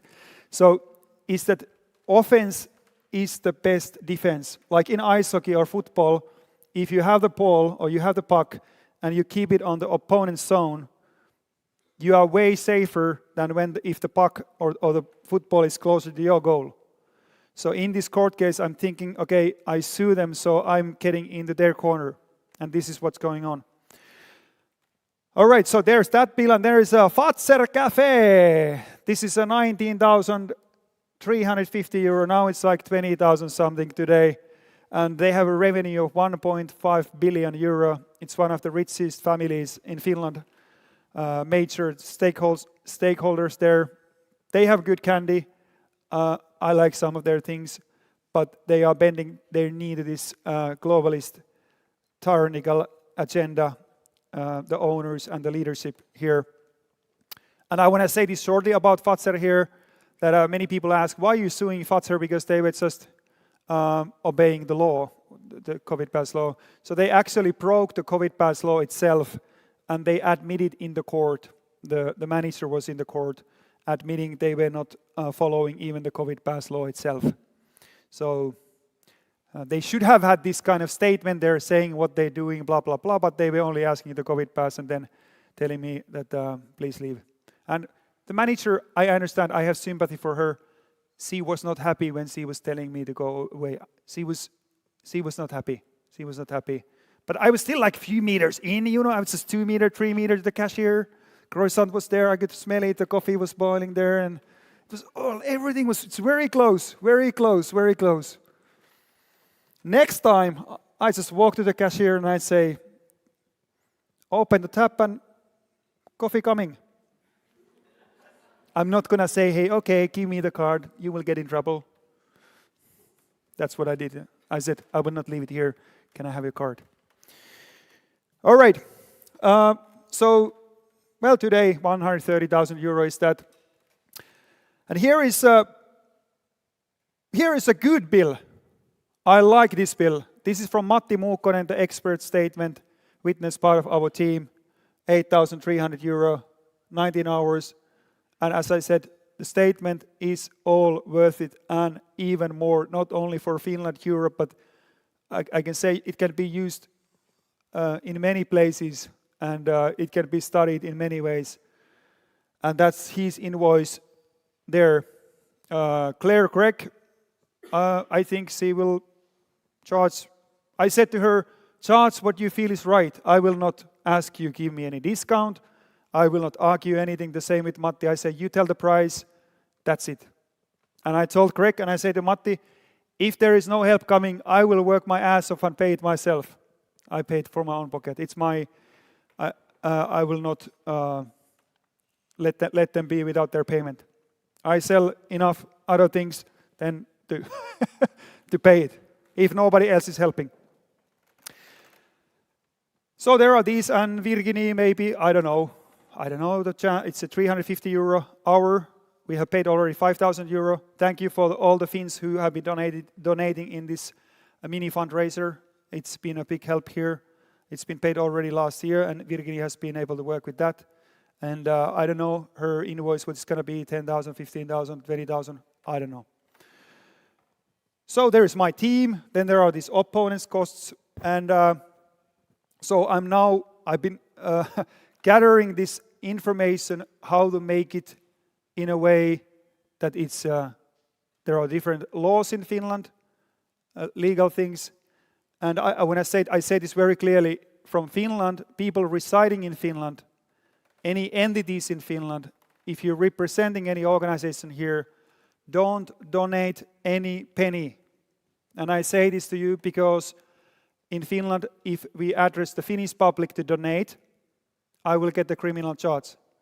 So the next what you're going to see on the screen, or what I will show you or tell you here, it's only for the people and entities who reside outside Finland. So I just want to say this very clearly, because I know the policies, they are following all these things we're doing. I'm talking to all kinds of authorities during this path. It's like a one book itself. So Finnish people, don't donate, okay? Clear? Okay? And givesendgo.com/casecovidpass. givesendgo.com/casecovidpass. It's published today. Open, and there is the story. There are the funding things, and there is 200,000 gap. It sounds big, but it's actually, if the donations come, I may have to pay taxes on the donations, and then my own legal team and these bills, it's pretty much that, 200K, okay? This is a donation tool. This is a donation tab, I would say, okay? There are 2 more coming,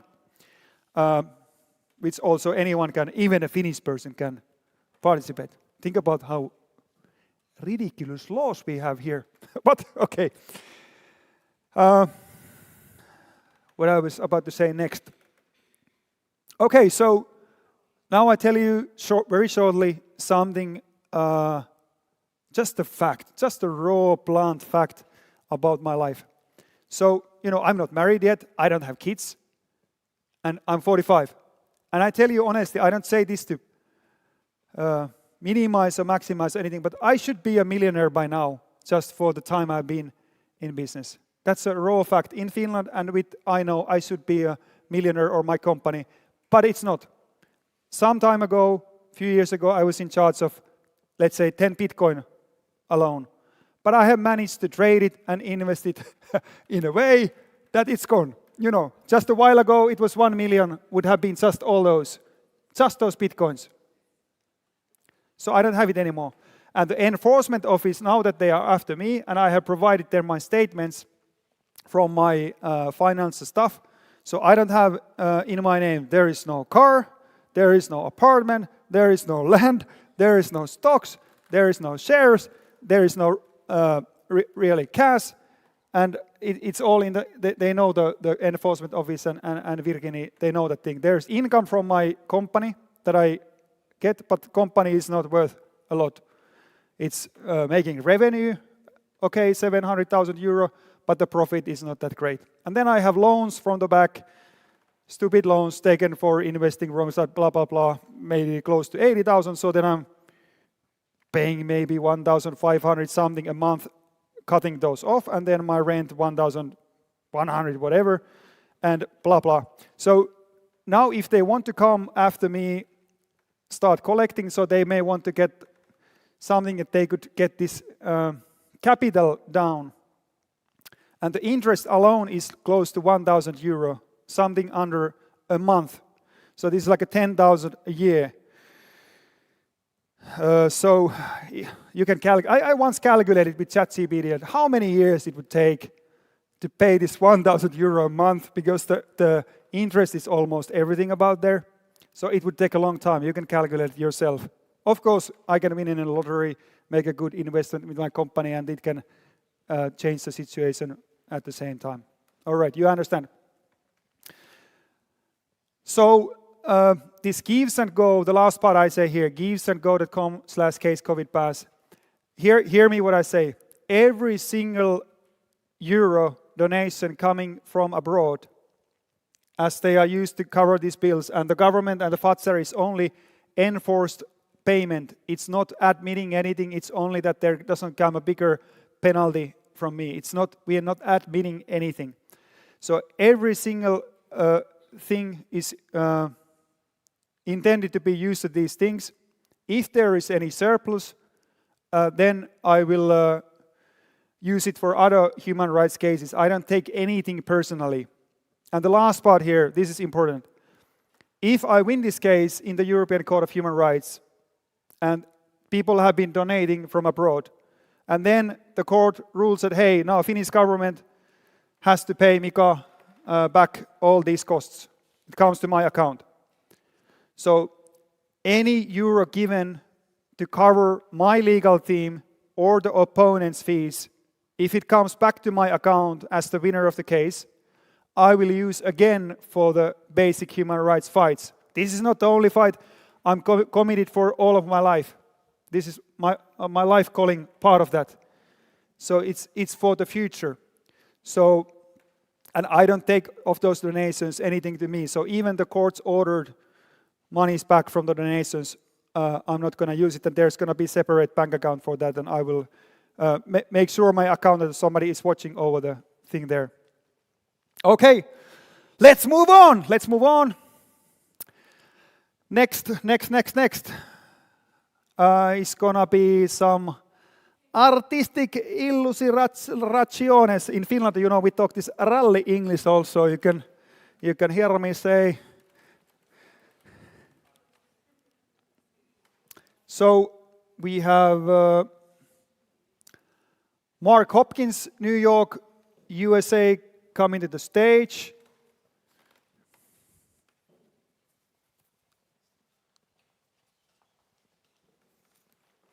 Mark Hopkins coming here. And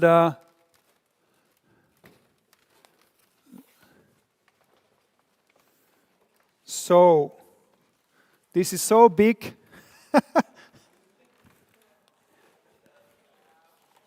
going. A little more. Almost there.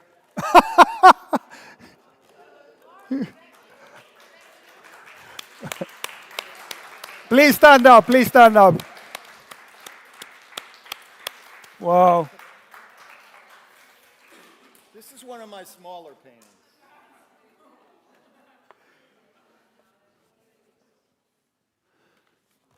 Okay, so I go here, right?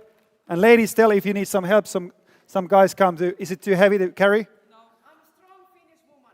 Okay.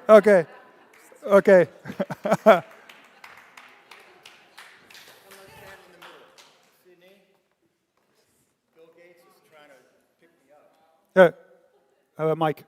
How's that, better? Okay. I thought this thing was working. Come on. Yes. Let's talk. So Mark, we met in Geneva, had a lunch or dinner, I don't remember, what was that, 2 years ago, and he had brought his, The Last Supper, the painting you see here. This is a print. This is a print, and I think, did you have the original one? So Mark had the original one, which is exactly the same size, all the way from US to here. I don't know what kind of jumbo jet you have been having to carry it here to Europe. It was difficult. It's a very big painting. But it's up to the task because Mika has a very big project here to stand up for human rights. Yes? We agree? So Mika, what do we talk about here? Yeah, so 2022, you made this painting. I'm sure it's taken tons of time. And The Last Supper, you can see there are many different personalities here. And just Mark, tell what began the process in you that you wanted to start to do a painting like this. This is massive. Right. I haven't seen like this. Yeah. It's been. You didn't see it in Geneva, did you? I don't think so. Yeah, it was off to the side. Astrid, you saw it. Yeah. Okay. This painting showed up in my mind. It just, it's like that sometimes. The artist is a conduit, and something comes in, and it became. So I'm like the guide for this inspiration, and I have the skills to make it come true. But we as a species are in trouble. Our future is in trouble, and we are losing our humanity. We are also losing the relationship that we should have with our governments, where we own them. These guys think they own us, right? And I think Mika and I disagree with that. I think we all disagree with that. Wouldn't you? what I wanted to do is I wanted to combine the idea of thinking of the sacred as expressed by Jesus' last opportunity to sit with his disciples and prepare for sacrifice. And I patterned my painting after a painting by Leonardo da Vinci.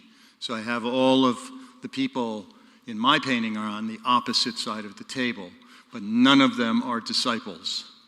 They're the opposite. And because they're the opposite, he's not here. What's here is a broken plate, the broken spirituality. These people are trampling on our spirit and our culture. They're trampling on our world. And what I didn't want to do is I didn't want to make a statement about any of them. I didn't want them to look evil or anything else. I just want them to be normally sitting at the table, because you, when you look at the painting, are going to fill it in. Your feelings, your thoughts. What are they doing? What is their relationship to the events that are happening in the world today? We are experiencing these crises, and they seem to be appearing out of nowhere, but we have a suspicion that that's not the case. These crises are being planned, and these guys may be involved. So, just as Da Vinci divided his table up into sets of 3, I did something similar. And so we have a set of people who provide the money. And so you have George Soros, and you have Bill Gates, who's trying to pick me up. I'm getting very upset. I spilled my wine, for God's sakes. And you have the people who are spreading the propaganda with technology and information. And you have the people who are organizing and doing the backdoor dealing, like Mr. Dick Cheney. I wanted somebody from the past because this has been going on a long time. And then you have the foot soldiers, like Jacinta Ardern here, right, and Duterte, and they're nasty characters. They're doing really wicked things to their populations. We are in a situation where I think what we need to do as a species is we need to stop listening to them, stop allowing them to divide us and destroy us. Stop thinking about what we have in common. And what we have in common is a beautiful world. We are all very, very similar. And all the religions believe one thing, and that is there is a universal thing that connects everyone. And we should focus on that, because we have a big battle in front of us. And we have to learn how to talk to each other, how to break bread and lay down our arms. We need to sit at a table and think about why we want to live. Why do we want to have this fight? Are we just going to give up? What's important? Some people believe it's that we are sacred spiritual beings. I happen to be one of those. But if nothing else, we want to enjoy life. We want to raise kids. We want to go to the opera. We want to enjoy some art, perhaps. We have to figure out why. We have to motivate ourselves. And then the other thing is, we have to figure out how to talk to people who can no longer listen. Those people who are in Plato's cave. They're deep down, and all they see is these shadows. And what the shadows are is, we have people who say, we want equity. We want equity. That's a shadow concept. It's not equality. And what equity does is it short circuits so many things. It takes the power out of self-sufficiency and struggle and accomplishment and just hands it to people who then become dull and incapable of strength. Right? So this is Plato's cave. How do we get them out? We have brilliant lawyers, and we have people on TV, who are talking about all of the specifics of what's gone on, but they don't penetrate the mind. They're not getting in, like the heart, Mika, right? They're not hitting the heart. So my pitch is that we need art. We need the songs, music. We need to tell the stories. We need to paint the pictures. so that people can see the situation in a way that's non-rational, that it makes an end run around the forefront of the brain. And you might have that aha moment, the Japanese call it satori, where you suddenly wake up and you go, oh my God, something must be done. And so one of the reasons why I want this here is to try and gather artists who may be feeling alone and feeling isolated because they disagree and they're not part of the general art scene, which tends to be a little bit stuck in the cave, to bring them out. We need your participation. But also, this man here, who I admire hugely, I want to give him as much support as I possibly can. And I think this is a big piece of support. Wouldn't you agree? Yeah. Thank you. Anything to say? Hey, can somebody bring some salt to me? You know, I've been maybe eating too little in the past. My calf is cramping. Unbelievable. Unbelievable. Are we done? No. Can you keep it up? Can you keep it up? You need a hand? Okay. How much? So this painting is now being auctioned. There's an auction for 1 month at boldberg.irostrum.auction. boldberg.irostrum.auction. And it's an English platform, and you can share the link anywhere. Floor price is 275,000 euro, less VAT. And 75,000 I pay to Mark, 200K would come to my company. So this is an alternative funding channel besides this donation channel. So if the donations don't work out, somebody can just buy the painting for 275K or more. And yeah, that's there. And Mark has been really generous here. I didn't expect this from him, but replicas and other artwork of Mark is at boldberg.art for a month, and Mark doesn't want to take any profit from there. So when you're buying art of Mark, replicas and other ones, lower cost, all comes to my company to support the case. So Mark has been really generous here. I want to say this, a big honor. Thank you, Mark. Thank you. And when you buy a replica or a print, this is a fine art. This is a fine art print. So I'll sign it and number it, so it's a collector's piece. And I also want to say that if anybody wants to participate also in supporting Mika with a portrait, if you wish to commission a portrait, I will give him 30% of the commission to help with his legal fees. And here's an example of my work.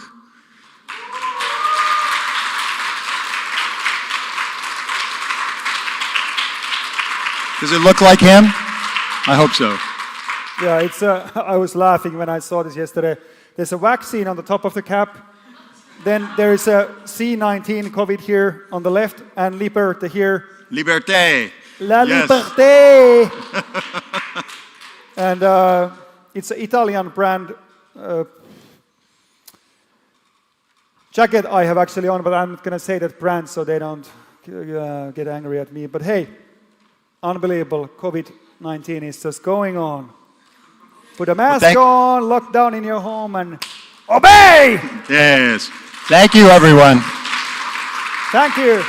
And next one is Annie Jaatinen, Helsinki, Finland, painting. The second painting we have here. And can you guys help the ladies to bring it up? You are whoa men. You know, first the man was created, then the woman was created, and Adam was seeing Eve and say, whoa man.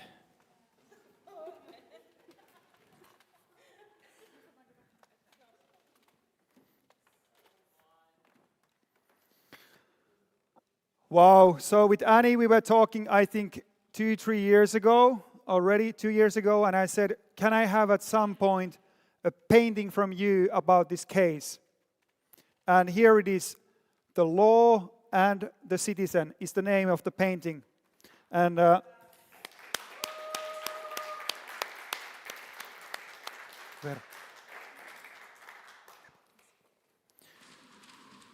and this concept is by Annie and me. And I can tell you, Annie got this ready 6 p.m. today. 1 hour 7. before we started this event. I called her Friday. She said, well, the painting is drying a little bit. But I could hear from the voice, well, it's not really there in every place. So Annie, tell us about the journey. Tell us about what's going on. Speak. I want to speak from the start because I've been very enthusiastic about everything that Mika is doing. And I'm an independent artist for over 10 years in Finland. That's a miracle of God. I've been paying bills with this and I am so appreciative. I own my career. I am not grant slave. I have freedom of opinion and I'm willing to use it. And I admire what Mika is doing, so I definitely want to be part of this journey. And the art association that was actually collecting money for the documentary was questioned at the time. The police called me like, no, but this is for the arts, that the art association that I founded was collecting money. I said, yes, documentary is art form. How is that? Well, you can study it in the University of Arts, for example. And so we have faced opposition for these years. So I am very thrilled to be part of this evening. And every idea you had about the characters, I was like, let's do it. Of course. This is funny, the Mark, the New York artist, is standing behind the painting and holding it up there. That's so funny.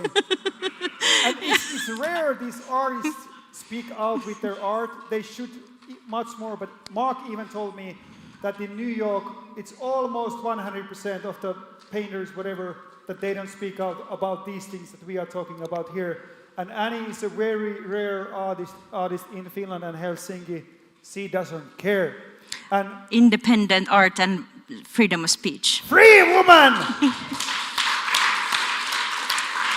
Yes, and while I'm a solo entrepreneur and active person, I realize we are adults now and we can take a stand for integrity of our government, and we should. So I'm honored to be here amongst all of you. It's wonderful to see you all here. Yes, and I want to now talk about the characters, yes, shortly. So here on the left there is Ase Malhotra, UK, my expert witness from the beginning. He's been in the journey from the beginning. There is Virginie here, my friend's attorney. Robert F. Kennedy, he's here on the background watching.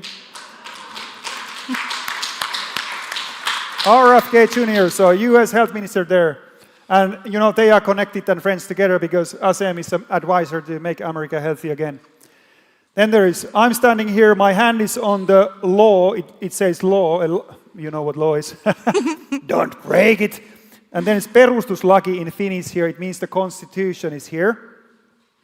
And I have this serious face, you know, I cannot smile. And here, unbelievable. I was telling in the video I made this morning in Finnish to the social media that we're going to be trolling these world elites here tonight. And, you know, it's just going to go over because the art is, as long as the word stands, you know, art speaks. We all know the famous paintings from back hundreds of years when they spoke to the world events of that time. Here is, look at her, Sanna Marin, the Finnish Prime Minister of the COVID time. She is not happy. She is not happy. She has a croissant in her left hand and a COVID pass on the right. Mika, take a COVID pass and you can have a croissant. Otherwise, I keep it in my hand. You know, have it. Then here is Albert Bourla, Pfizer's CEO, with vaccine and tons of cash. Piles of dollars there, green. I think the green is the color of the dollar. Yes, I'm coming there. And here is Bill Gates. Looks maybe quite fresh. Maybe he forgot his vaccine in the morning and started feeling better. Laughing with the money. Here is the Markku Saarikoski, district court judge, who has ordered this 130,000 bill. He's holding it here.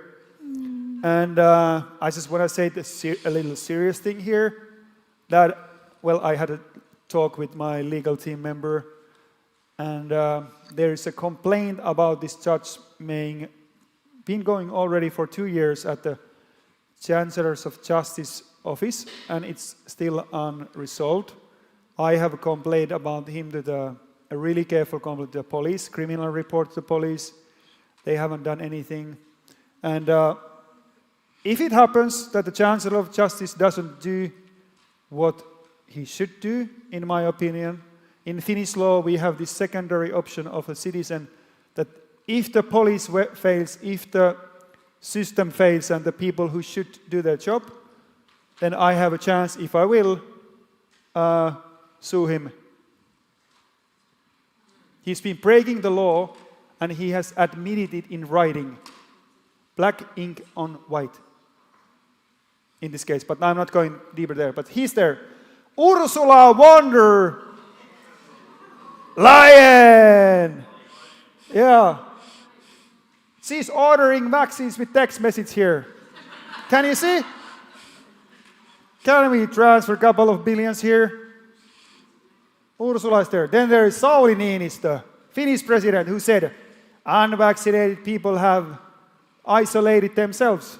That's what he said publicly.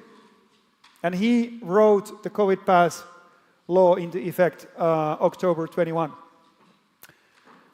Then there is Anthony Fauci laughing. Everybody remembers Anthony. And so on. And then there are two characters still in the play. And everybody can see the lion there. And I think Reggie was pointing out the thing on the bottom. And if you look carefully here, on the right, there's a snake. There's a snake. Yeah. Oh, like a dragon. Yeah. It's the devil. In Finnish, it's perkele. That's the Finnish name for devil. Perkele. I think it sounds the worst in Finnish language. And perkele is not good. Okay? But who is this one? The biggest one? The strongest one? The most handsome one? The most truthful one? The most loving one? The most don't mess with me? The Lion of Judah!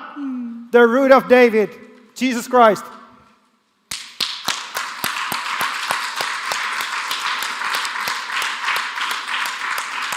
Yeah, for me, it is also like the Finnish law, the Finnish language, and the Finnish everything, like government, our values are based on the Bible and the God of the Bible and the God of Israel, and the justice belongs to Him. So whatever has been tried here will not prevail because justice belongs to the Lord. So like whatever people play games, He's always on top. It doesn't faze Him. So I really wanted to do the lion and snake analogy there as well. Wow, and there is a cup of coffee here, you know. Nobody has been touching the cup of coffee. And yeah, I think this is amazing. And this is also now in the auction. The Last Supper we showed you, and this one. And the floor price for this is 210,000 euro for the original one. For this one, exactly here, you see. This is not a replica. 210,000. And there are replicas of this available at boldberg.art, and then the boldberg.irostrom.auction is the people can be bidding around the world for 1 month. At the end of this month, it will end. And I want to say this: there was this givesandgo.com, and then these 2 paintings and the replicas. So when you look on my website, so there is very clear wording. One of them can help me out of the situation and the bills of my team and the opponents. Either this painting, or the Mark's painting, or the donations, or the combination of these. So I have created these multiple tabs in the freedom bar that can help in this situation. And so, yeah, this is there. And with Mark we were talking, and it's gonna be the what was it? Sorry, I forgot. But yeah. So this is for the art. Now we're going to the panel discussion with the speakers. Thank you, Annie. Thank you, Mark.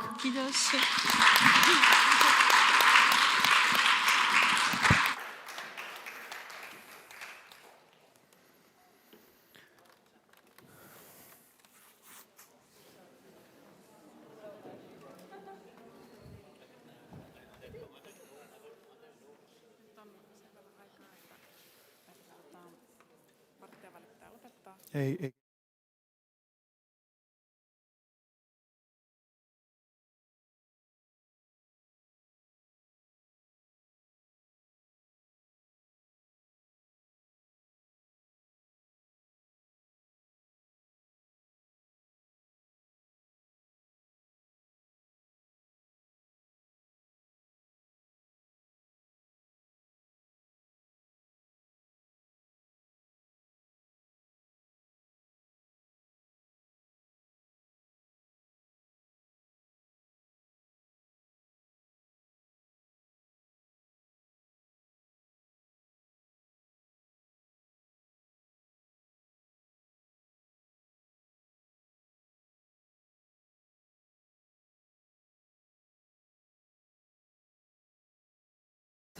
So the evening is coming to the end part of this evening, and welcome all the panelists here, speakers. It has been very wonderful hear everything. So welcome on the stage. Mika is going to ask some questions from you and have a little talk about these things and topics. So welcome. Yep.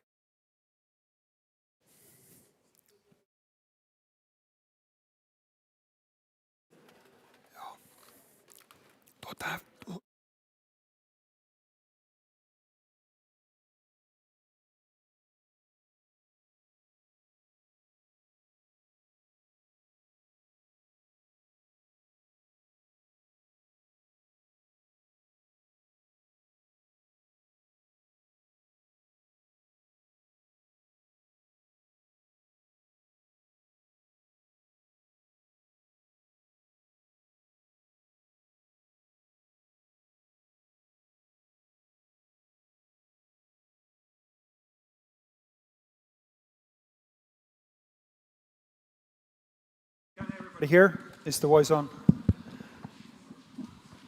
Thank you for the speakers once again, and now we're going to have the panel discussion here for about half an hour, and then we're going to have the closing song by Elsa Karmitsa, Finlandia in Finnish, the most beautiful song ever in my mind from Finland.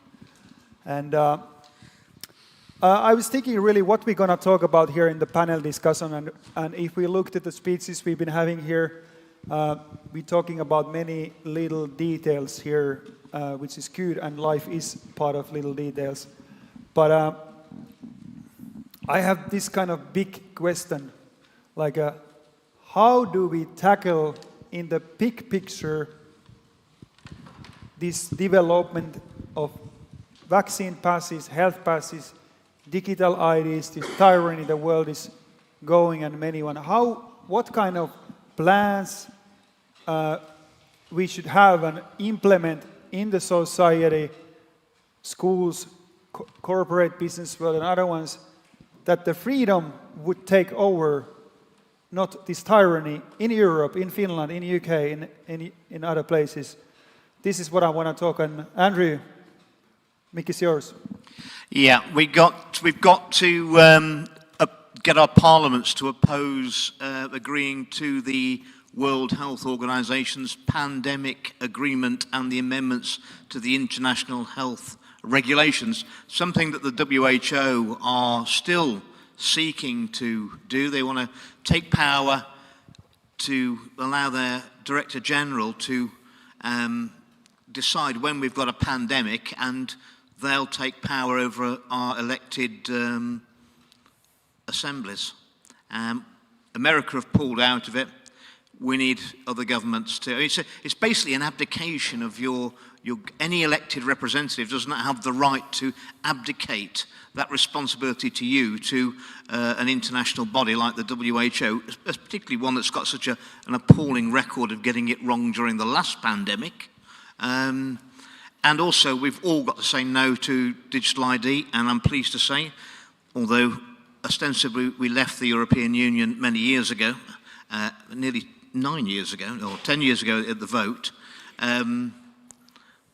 I'm speaking in the European Parliament on Wednesday next week. So, and when I get back to the UK, I'm 2 days at home, and then I'm going to Brussels as a guest of Christine Anderson, MEP for AFD Party, and we're going to have a big no to digital ID. If we can stop the digital ID anyway, none of Agenda 2030 can be delivered. So whenever our governments say we're not going to enforce the digital ID, that is a lie to start with, because they've got to, because they cannot enforce any of Agenda 2030 without the digital ID. Yeah, I agree with all of that, and I'm also going to be a keynote speaker at that same event with Christine Anderson in Brussels, and then moving on, also speaking at the Hungarian Parliament about digital IDs and also about the World Health Organization. So with respect to digital IDs, I think it's really important for people to realize that they come in different forms. You've got to understand it. So the original was the World Health Organization saying that they want to have these health IDs, and they have been teaming up with the European Union to roll out interoperable international health passes, which are the same thing as the COVID pass, okay? But then they can also be rolled out in a different form, which is as digital driver's licenses. Anything that is a mandatory interoperable digital ID can become part of the infrastructure to establish a worldwide China social credit system. And with respect to the World Health Organization, I also want to lift up not only the pandemic agreement and also objecting to the international health regulations. And I can speak at length about either one of those, as can Astrid. She's a world expert on this. But I want to bring to your attention something called the Pathogen Access and Benefit Sharing System, the PABS system. And what this is, and I'm sorry, it's not exactly digital IDs, but it goes hand in hand in terms of just controlling us. So what this Pathogen Access and Benefit Sharing System does is that it encourages, and this is part of the Pandemic Treaty, it's Annex 12. The Pandemic Treaty passed last May at the World Health Assembly, but it can't be ratified until the annex to it, the Pathogen Access and Benefit Sharing System, is ratified, and so it hasn't been ratified yet. And there are so many problems with this. You really need to talk to your representatives about either opposing it or at least saying this is not ready for a vote.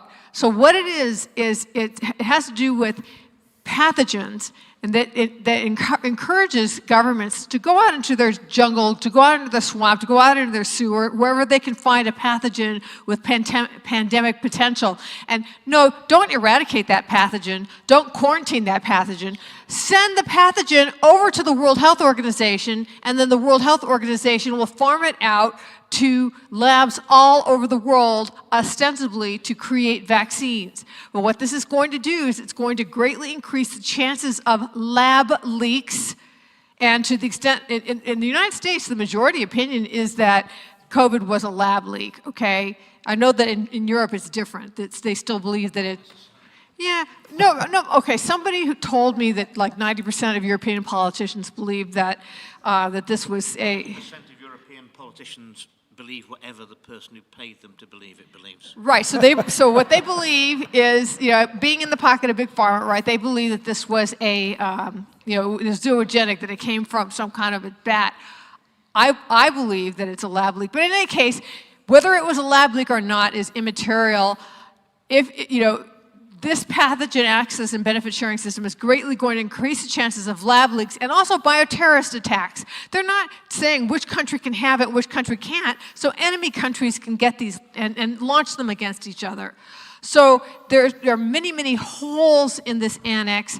It's not ready to be voted on.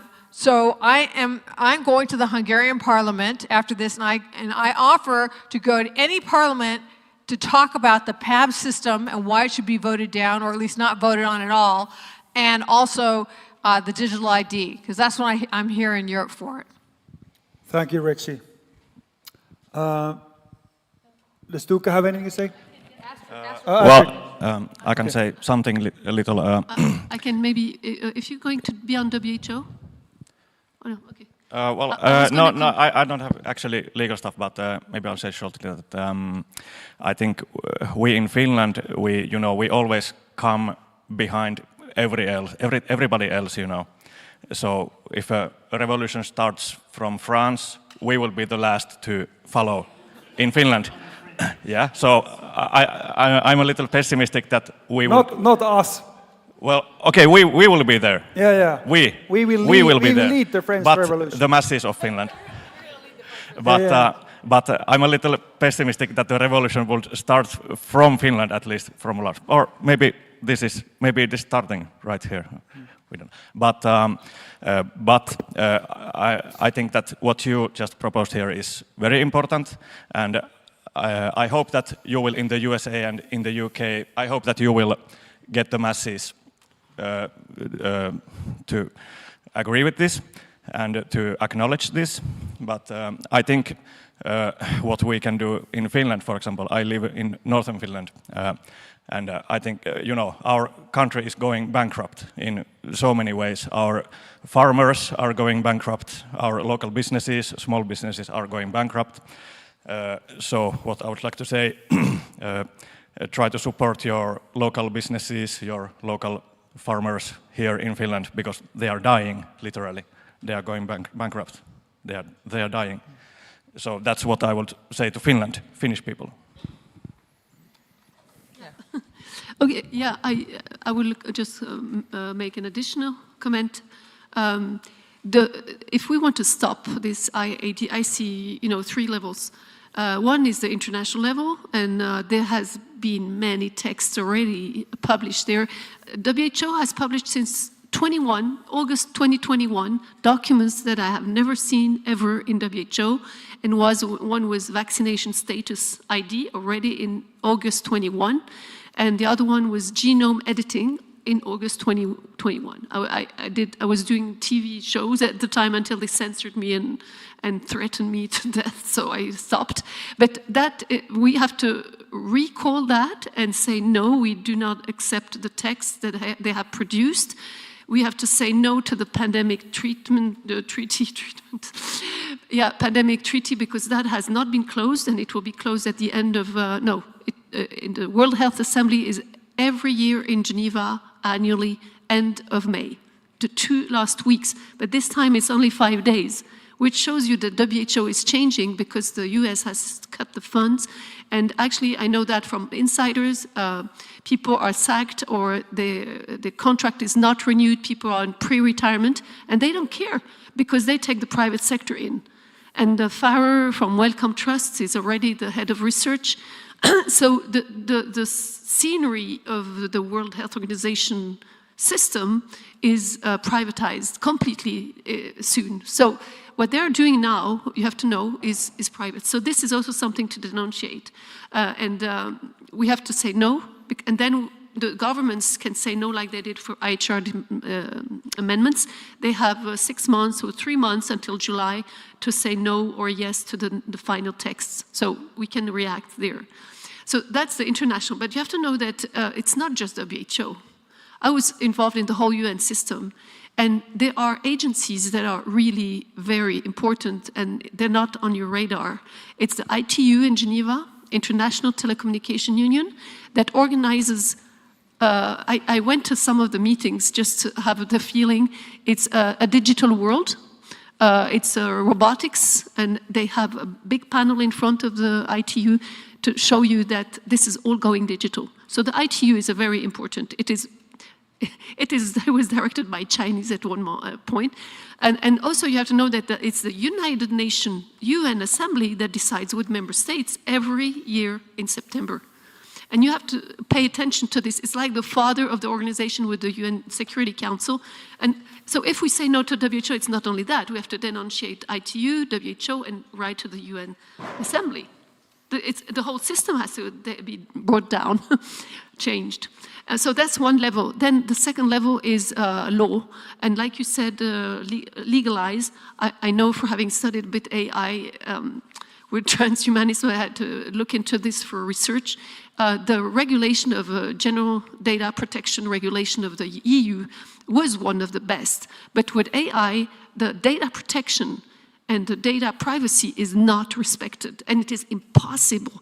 Now, what happened to you, Mika, is that what is completely illegal is that a restaurant knows your status of vaccination. It is a private data. The doctor is not allowed to give this data out of his cabinet. Nobody is addressing that. So you can apply that to anything. They're not allowed to use the data they have on Facebook. And there was breaches, and I was involved in that because I was an expert for medicine and innovation and technology. So we would not accept any research on medicine that would have Alexa and have a toothbrush which would give the data to the dentist, and you can take pictures of your teeth and just throw it into the system of private sector. So this data protection and data privacy is one of the key breach to our liberty. And that goes with the third one, is that we have to be able to always have the door to freedom and to say no. I don't want to be on the internet. I don't want to be here. I don't want to go past the airport and have my picture taken each time. It is already there. The ID is already there. They are 10 years in advance on us. The data is already centralized. The passport of Switzerland of ID has already been digital since 5-10 years, and we voted in Switzerland on, do you accept ID? And it was already there. I mean, it's a joke. So yeah, so just that you know, I think this is very important just to go on the 3 levels. Thank you, Astrid. Hey, Astrid, can you keep me from there is my laptop there. I have one more thing. While you're doing this, I have one more thing to say about this. Please. Malu now. Malu.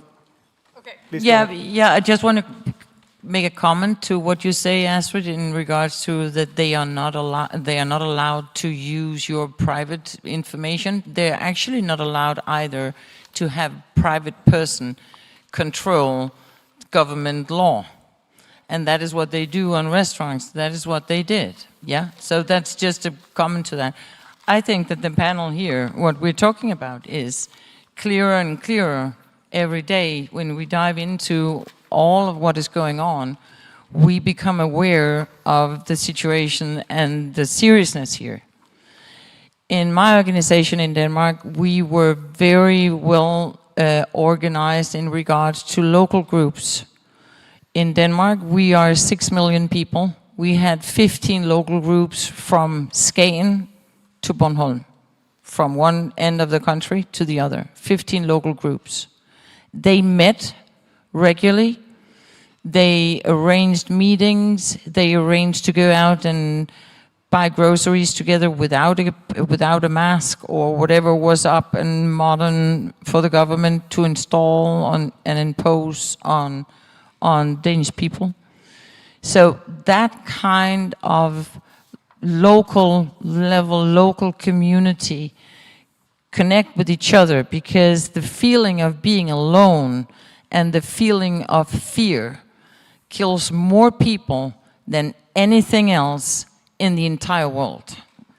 So if you want to do something really good for yourself, you start with working on yourself being, do you believe that you live in a friendly universe and there is a friendly God, or the opposite? And you go from there and you connect with like-minded people. And it's important that we do that because no man is an island and we need each other. So you can build communities from there and then speak up. Don't be afraid. Speak up. Our voice is our absolute sharpest weapon. Yes. Okay, just briefly, there's one thing that I think people don't realize could be a really effective way of defeating this, and it means on the local level opposing these massive data centers, because they are absolutely dependent on this, okay?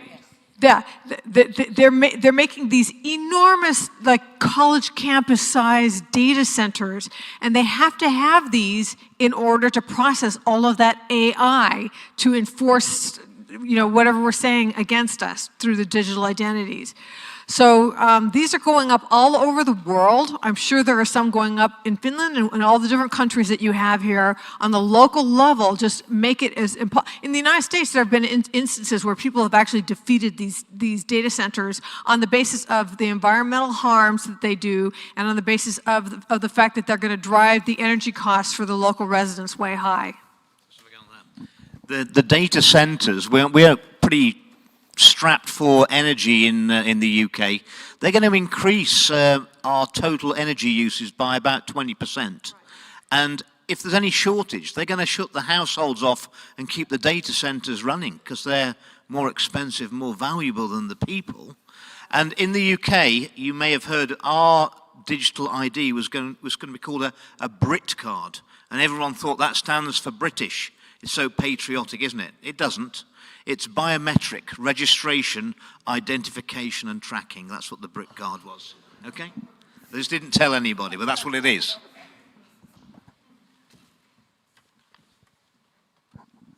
Well, I've been, you know,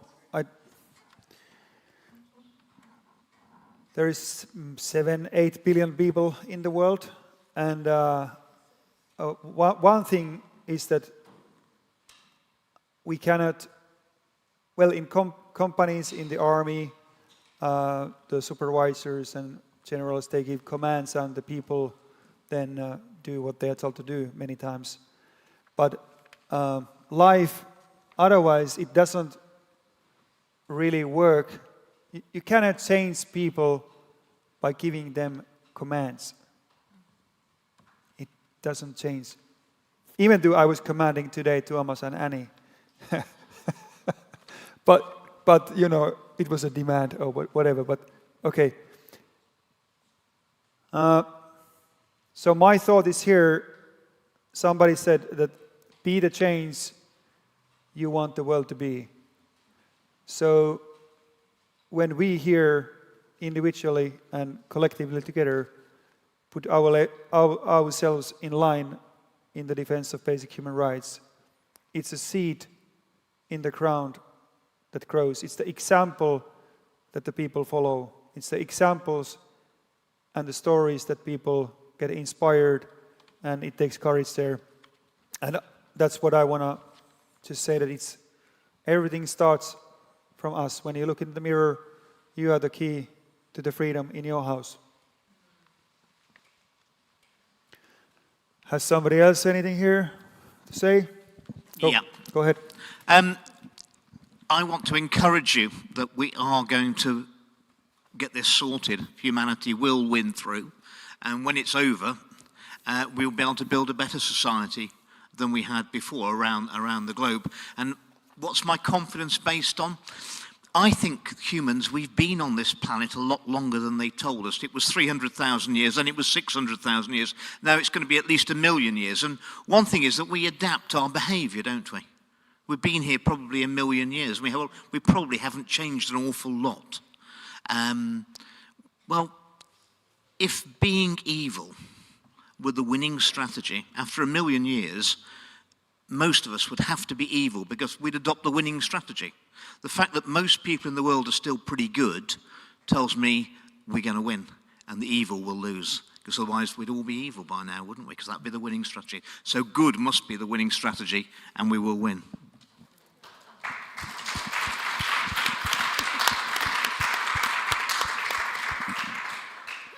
Yeah, I just want to add a solution, and I know it's happening in, I think, a little bit every country, that it is to build eco-villages and to build communities that are alike and the same, because the world is going to get ugly. It is already pretty ugly, but with the little Epstein files and the network that you're going to discover, because I'm not sure we're all at the same stage of knowledge here, we are not only getting out of a cave, there's another cave.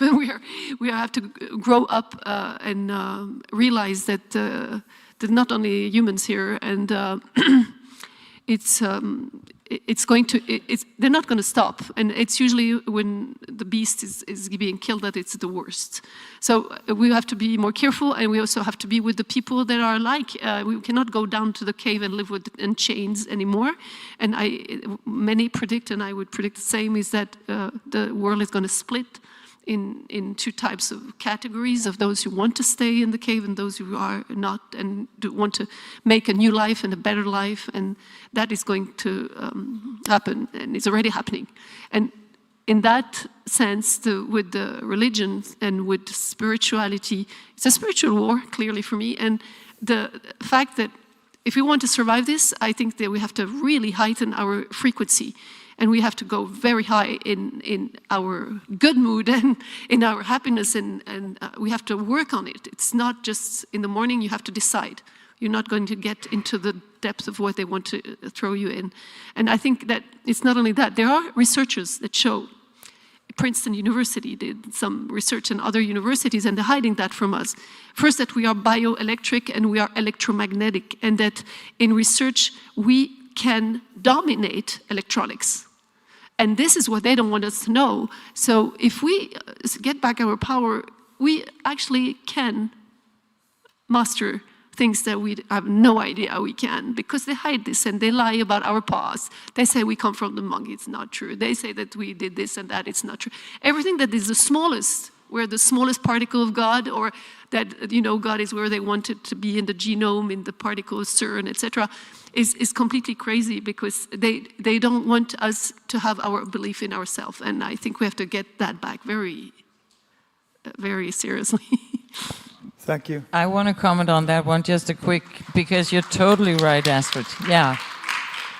We have been taught and learned 3 false assumptions. One is that we have no effect on the outer world, and 2, that the outer world doesn't have any effect on us, and 3, that we don't have any effect on our body. That means that everything, in their opinion, what we have been taught is that everything is just a coincidence, that there is no connection to anything what's going on in the entire world or in your home in regards to yourself, and you are not affected the other way. And that is BS. There's so much we need to learn to understand about ourselves. There's so much knowledge we have been prohibited of getting. And that means that we are not, power is not something that we get from outside. Courage is not something that we study in a book, or wisdom, or whatever other virtues we want to get in contact with. It is something that we are. So that's why the first step is don't comply. Don't comply, and then start to understand what we are. Because we are, you are, everybody, so powerful. We are the power from inside.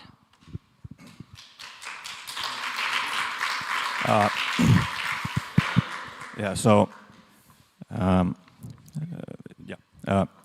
so I made this, I noticed in the end of 2020, well, all the hassle was started already, and I was worried about stuff, and I started to try to find people who might think alike, and I found a lot of people. And one interesting thing that I noticed that very many of these people were artists, musicians, actors, writers. So, and I also one thing that is is really important for me is music. I play accordion actually. It's my passion for the last few years. So, but I made this note. I noticed this that very many people that questioned, you know, this all stuff. Very many, maybe 50% in the beginning had some kind of an artistic thing or talent or, you know, a passion. And I think I just noticed this. And I think it might, you know, when you have this way of artistic self-expression, it can be singing, it can be dancing, it can be writing, poetry, acting, playing music. I think it gives you, in a way, some kind of immunity to this kind of brainwashing. That's my hypothesis. And overall, I think it also helps keep you sane. That's what it has done to me. That I'm sane. Yeah. No, are you sure you're sane? Yeah. Well, we can discuss that later. Yeah, but you know, this is also a battle of our minds, of our mental health. Yeah. So my one suggestion would be for me to find people that you like to hang out with, that you can communicate with, like-minded people, and my suggestion would be that to try to find some art, even listening to music, or you know, Mika goes to church and you sing there, and nowadays art also. Nowadays art also. Yeah. You came into this art business. Yeah.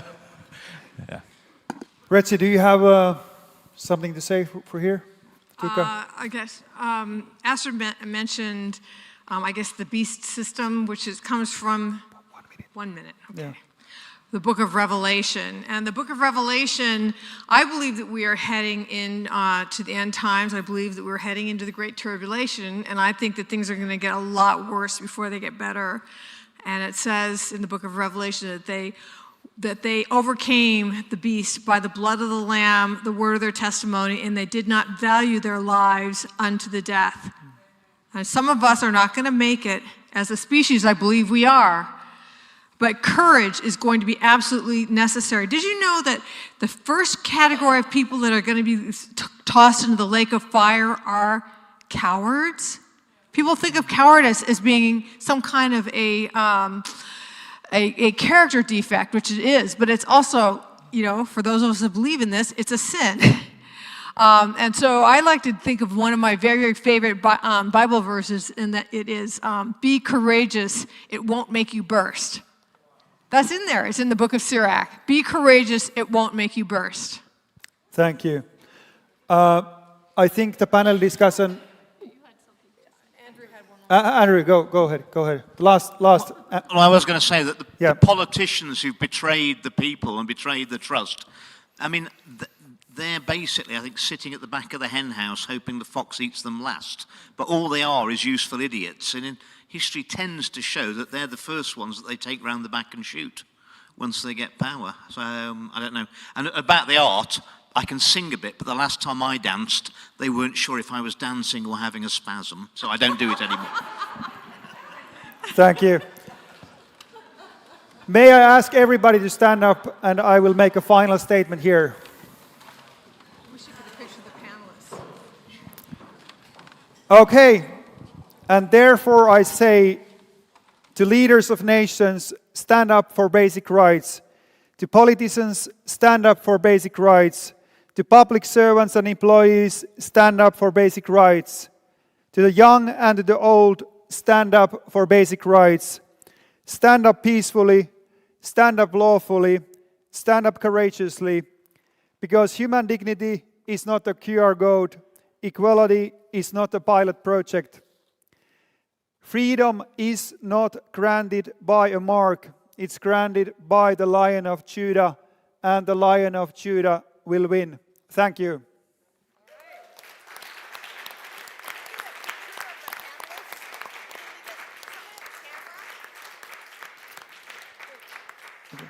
So now we're going to listen. I ask everybody to stand up. We're going to hear the Finlandia in Finnish.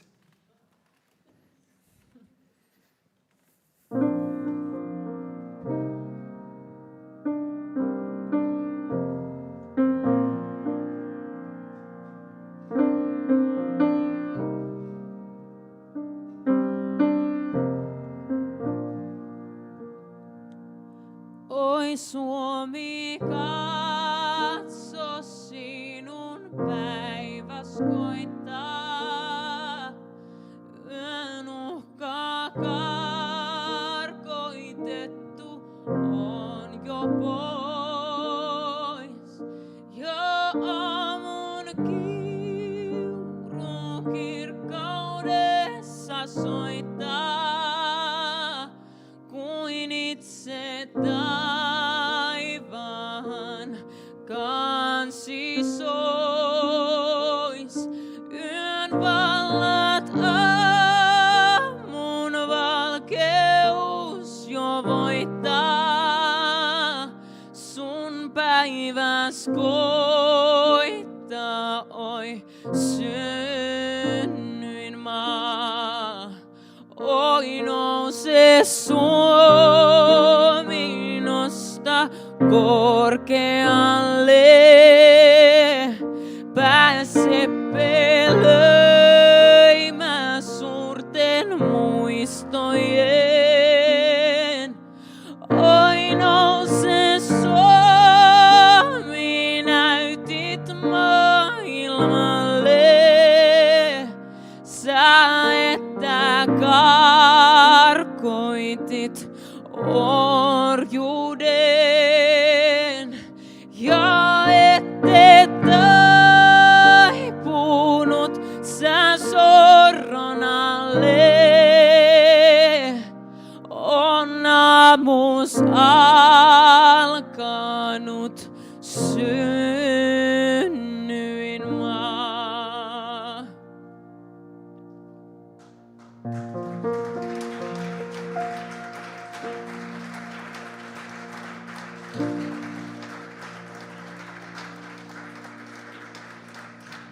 Thank you, Elsa. Thank you. Thank you, everybody, coming to this event here on site and on X, Rumble, YouTube at Mika Vauhkala. You can watch the event anytime it's there. We're going to make clips and the speeches here separate. Thank you, Astrid. Thank you, Andrew. Thank you, Reggie. Thank you, Malu. Thank you, Tuukka. Thank you, Elsa, Tuomas, Mark, Veera. The host is my little young sister. She's my youngest sister, if you don't know. Thank you, Annie. Thank you, everybody. And in Finland we say, that's it.